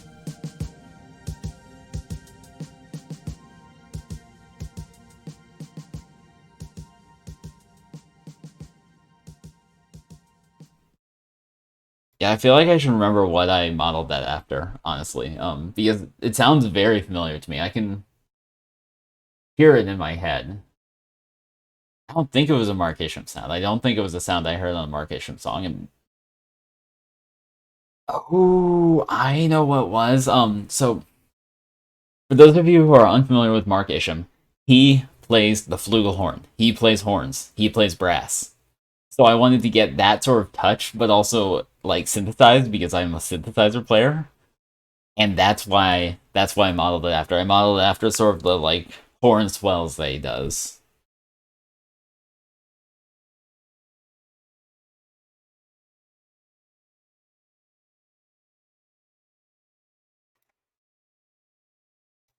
Let's see. So this next one is actually an arrangement of a Toho song that I did, and this is from early 2020 or late 2019, early 2020-ish. And the song is Voyage 1969.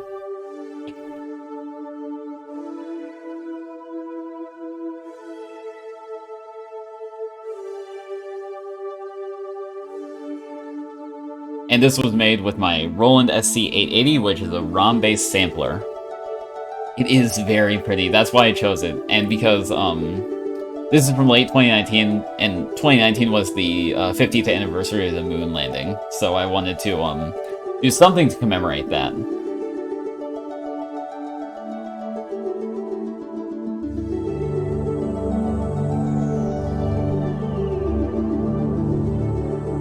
And as you can hear, I layered down the I layered on the effects and the like very atmospheric pads.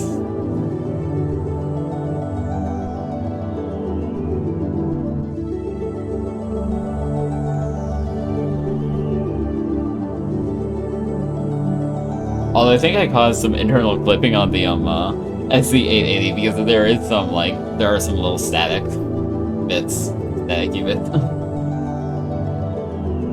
No worries on the caps lock.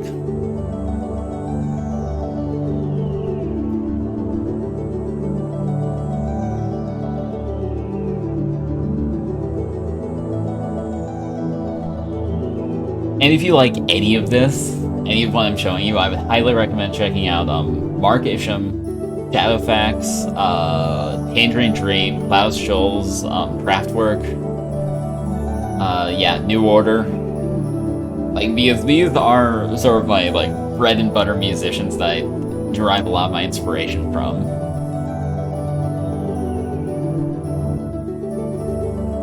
I actually played this live in early 2020. I did a live performance with this and 2 other songs in early 2020. Before all the pandemic lockdowns and stuff happened. And, the best show that I've ever played. Honestly. I had such a good time.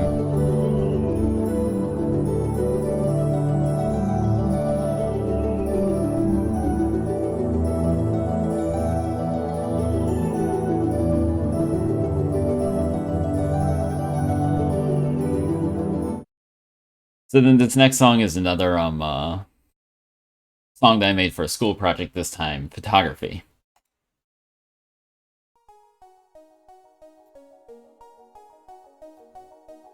And here I'm returning to more to my like roots and like what I do with spacey music and stuff.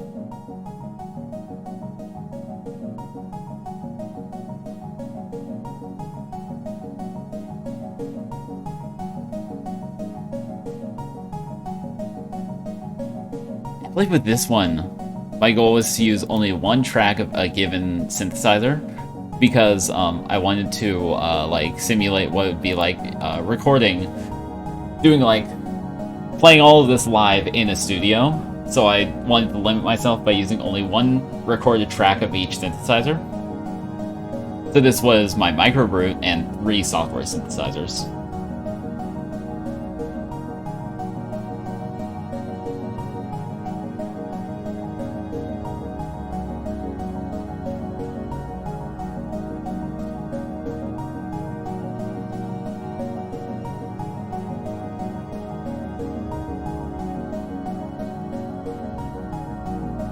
Yeah,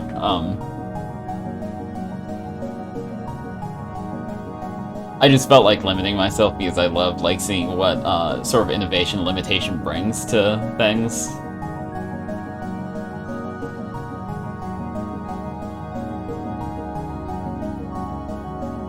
Yeah,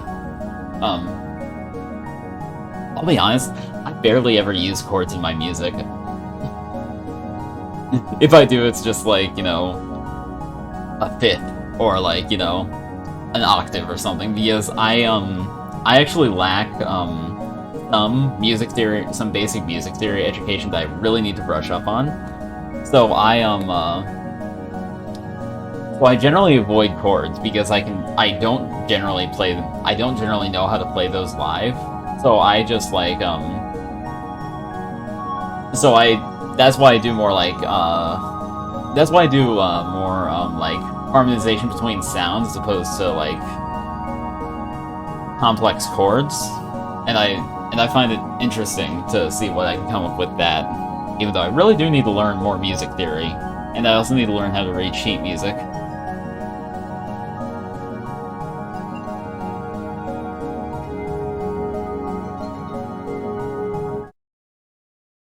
So then this next one is oh,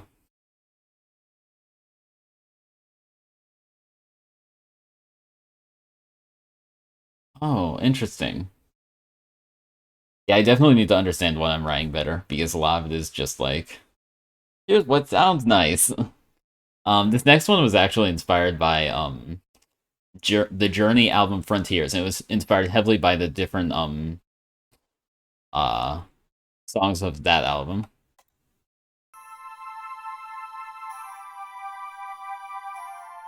Definitely.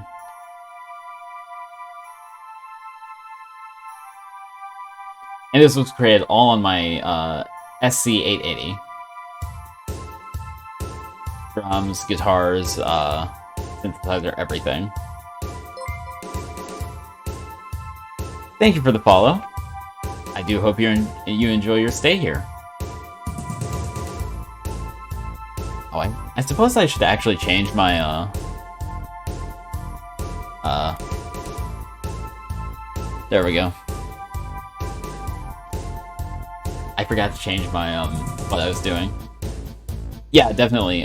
Journey's Frontiers, which is what this song draws from heavily, is from 1983, I think. Unless it's yeah, 83? Let me check.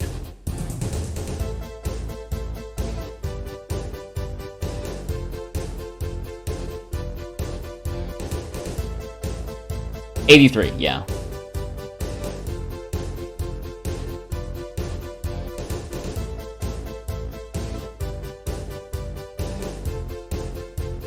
Specifically, I was inspired by, I would say, Ask the Lonely, Separate Ways, and Center My Love.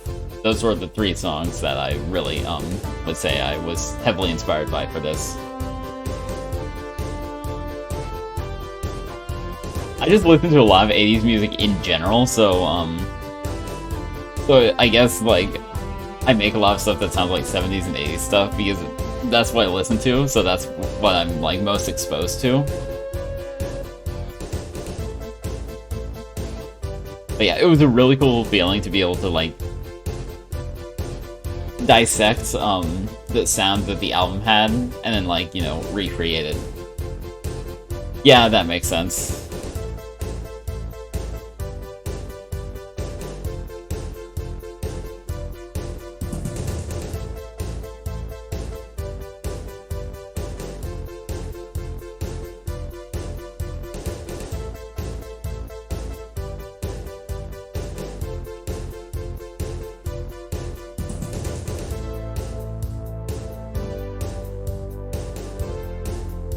But yeah, I had a really good time composing this.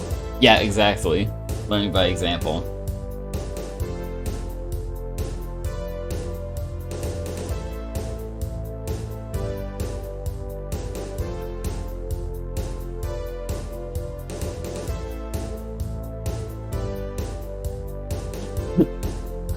Drums are interesting.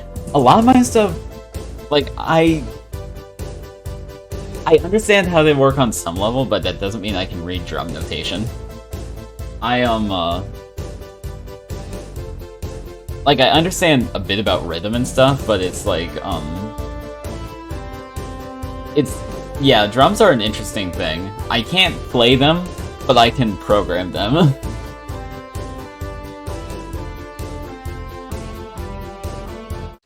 But so the next one is, what we were talking about before, folk metal. This is Scottish folk metal. And I love it.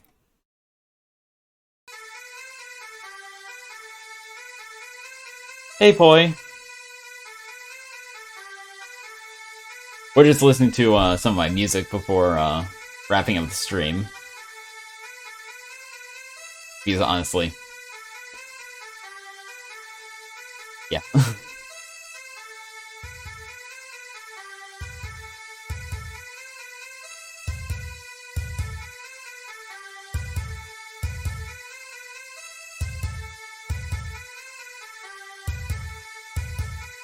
You know, I could probably redo these bagpipes to be better, honestly.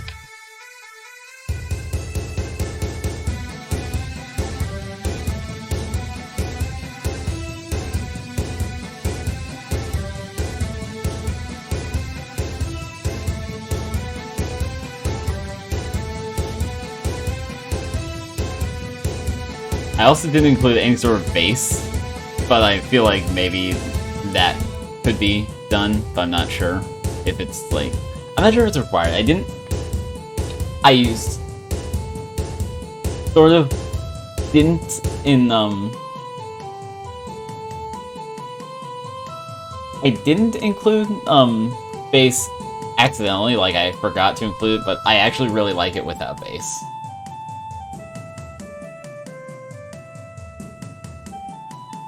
You hope you're home in time? Well, I have finished playing Pokemon for the day, but I'm planning to stream for, you know, I don't know, a little bit longer. Just, you know, talking and stuff.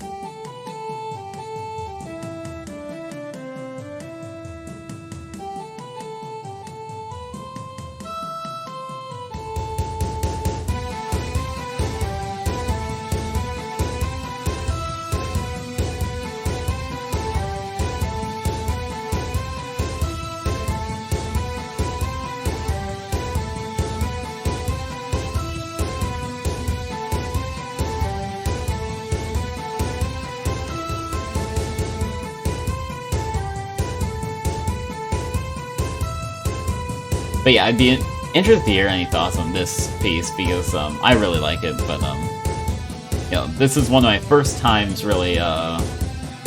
This was one of my first times really composing metal or anything relating to metal.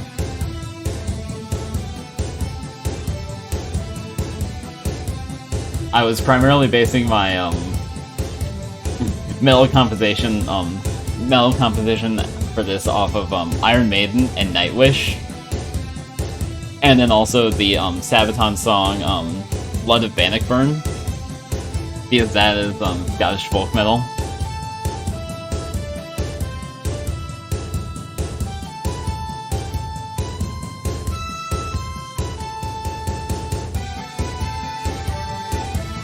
I'm glad it's a banger.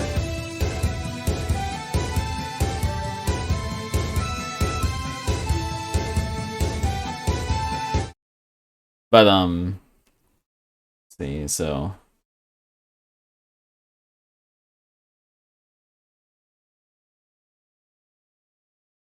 I have two more I want to show.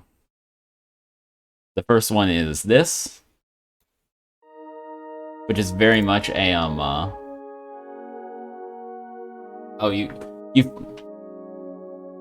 oh, that's a good point, readier, and then also, yeah, maybe a stronger melody would probably be good. So there's this, which was basically entirely inspired by Shadowfax. Just entirely new age.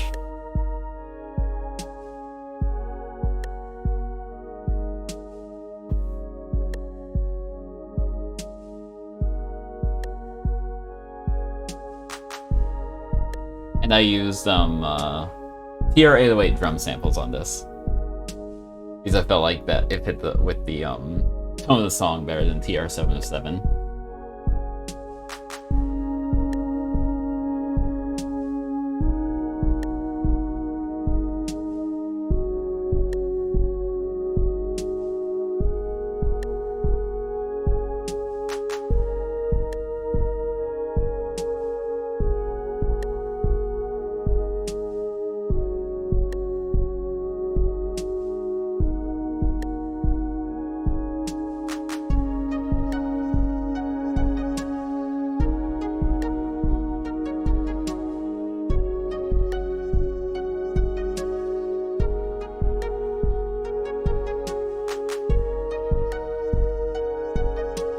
And hopefully the production is light and airy. That's what I really went for, is like sort of a light and airy production.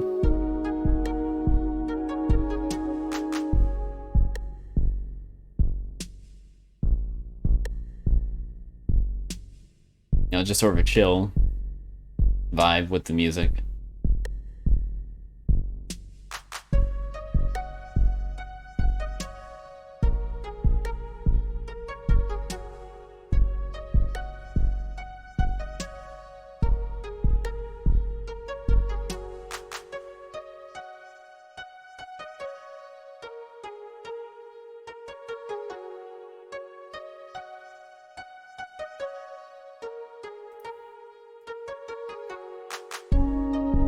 Interesting. I can see the emote on my OBS chat, but that's interesting.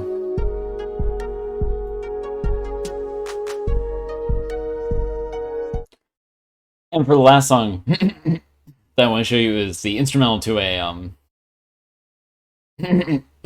actually, let's see. Yeah, I'll show you the instrumental. The non-instrumental has words, but I'm gonna keep it the instrumental music for this stream that I'm showing off. But this is more like folk metal with Japanese inspired elements.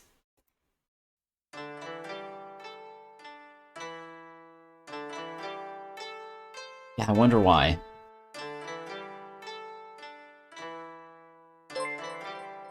Thank you for following. I hope you enjoy your stay here.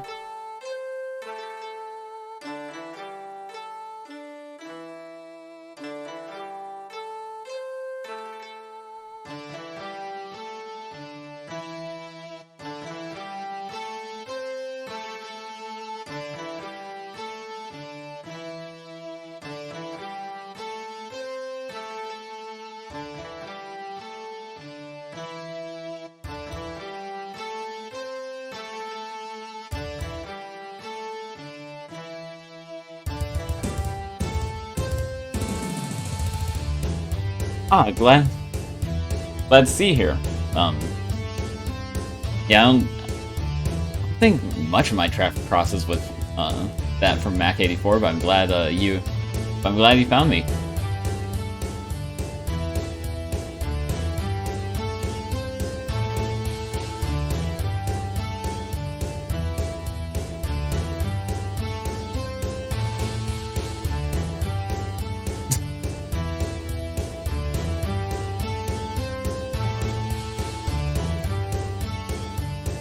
I had a lot of fun composing an instrumental to this.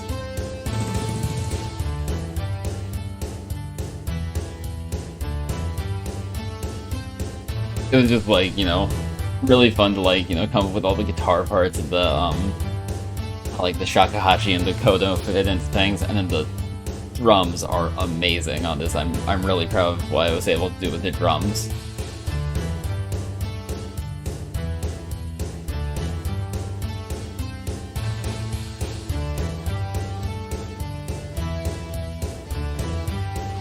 I love programming drum fills, especially. Like, I just feel it does really well when there's a good drum fill. It really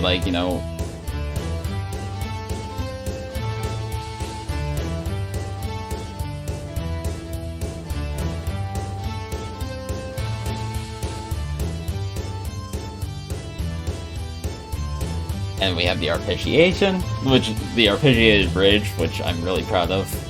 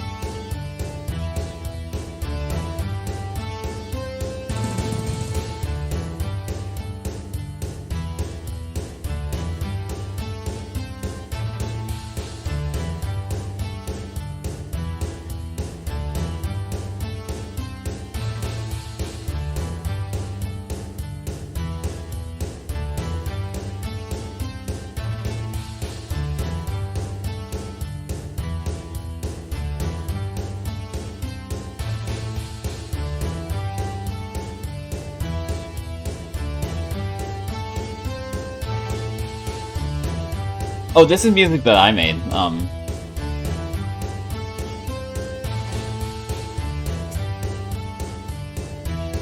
Let's see, I made this on a Roland SC880, which is related to the Sound Canvas series of synthesizers. I am well, Silver, thanks. How are you?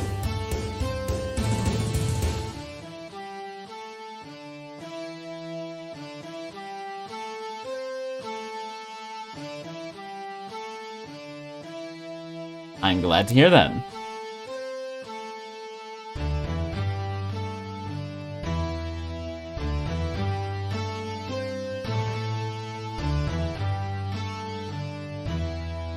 Thank you for the hydrate.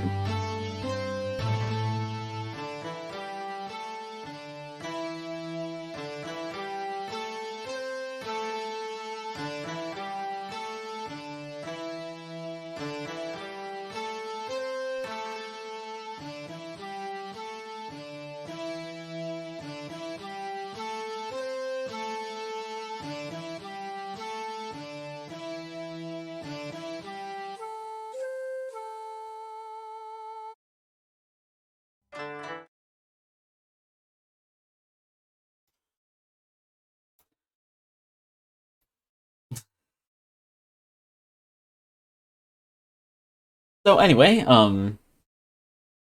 yeah, I guess that's it for the stream. Thank you all for watching. Let's rate a good friend of mine. Um, but yeah, I had a great time playing Pokemon and showing off my music. And see, let me just grab the link to that poll once more, which closes in 6 hours. Yeah, thank you all so much for being here. I really enjoyed it. Have a good day, and I hope you enjoyed the stream of the person we're rating. Yeah.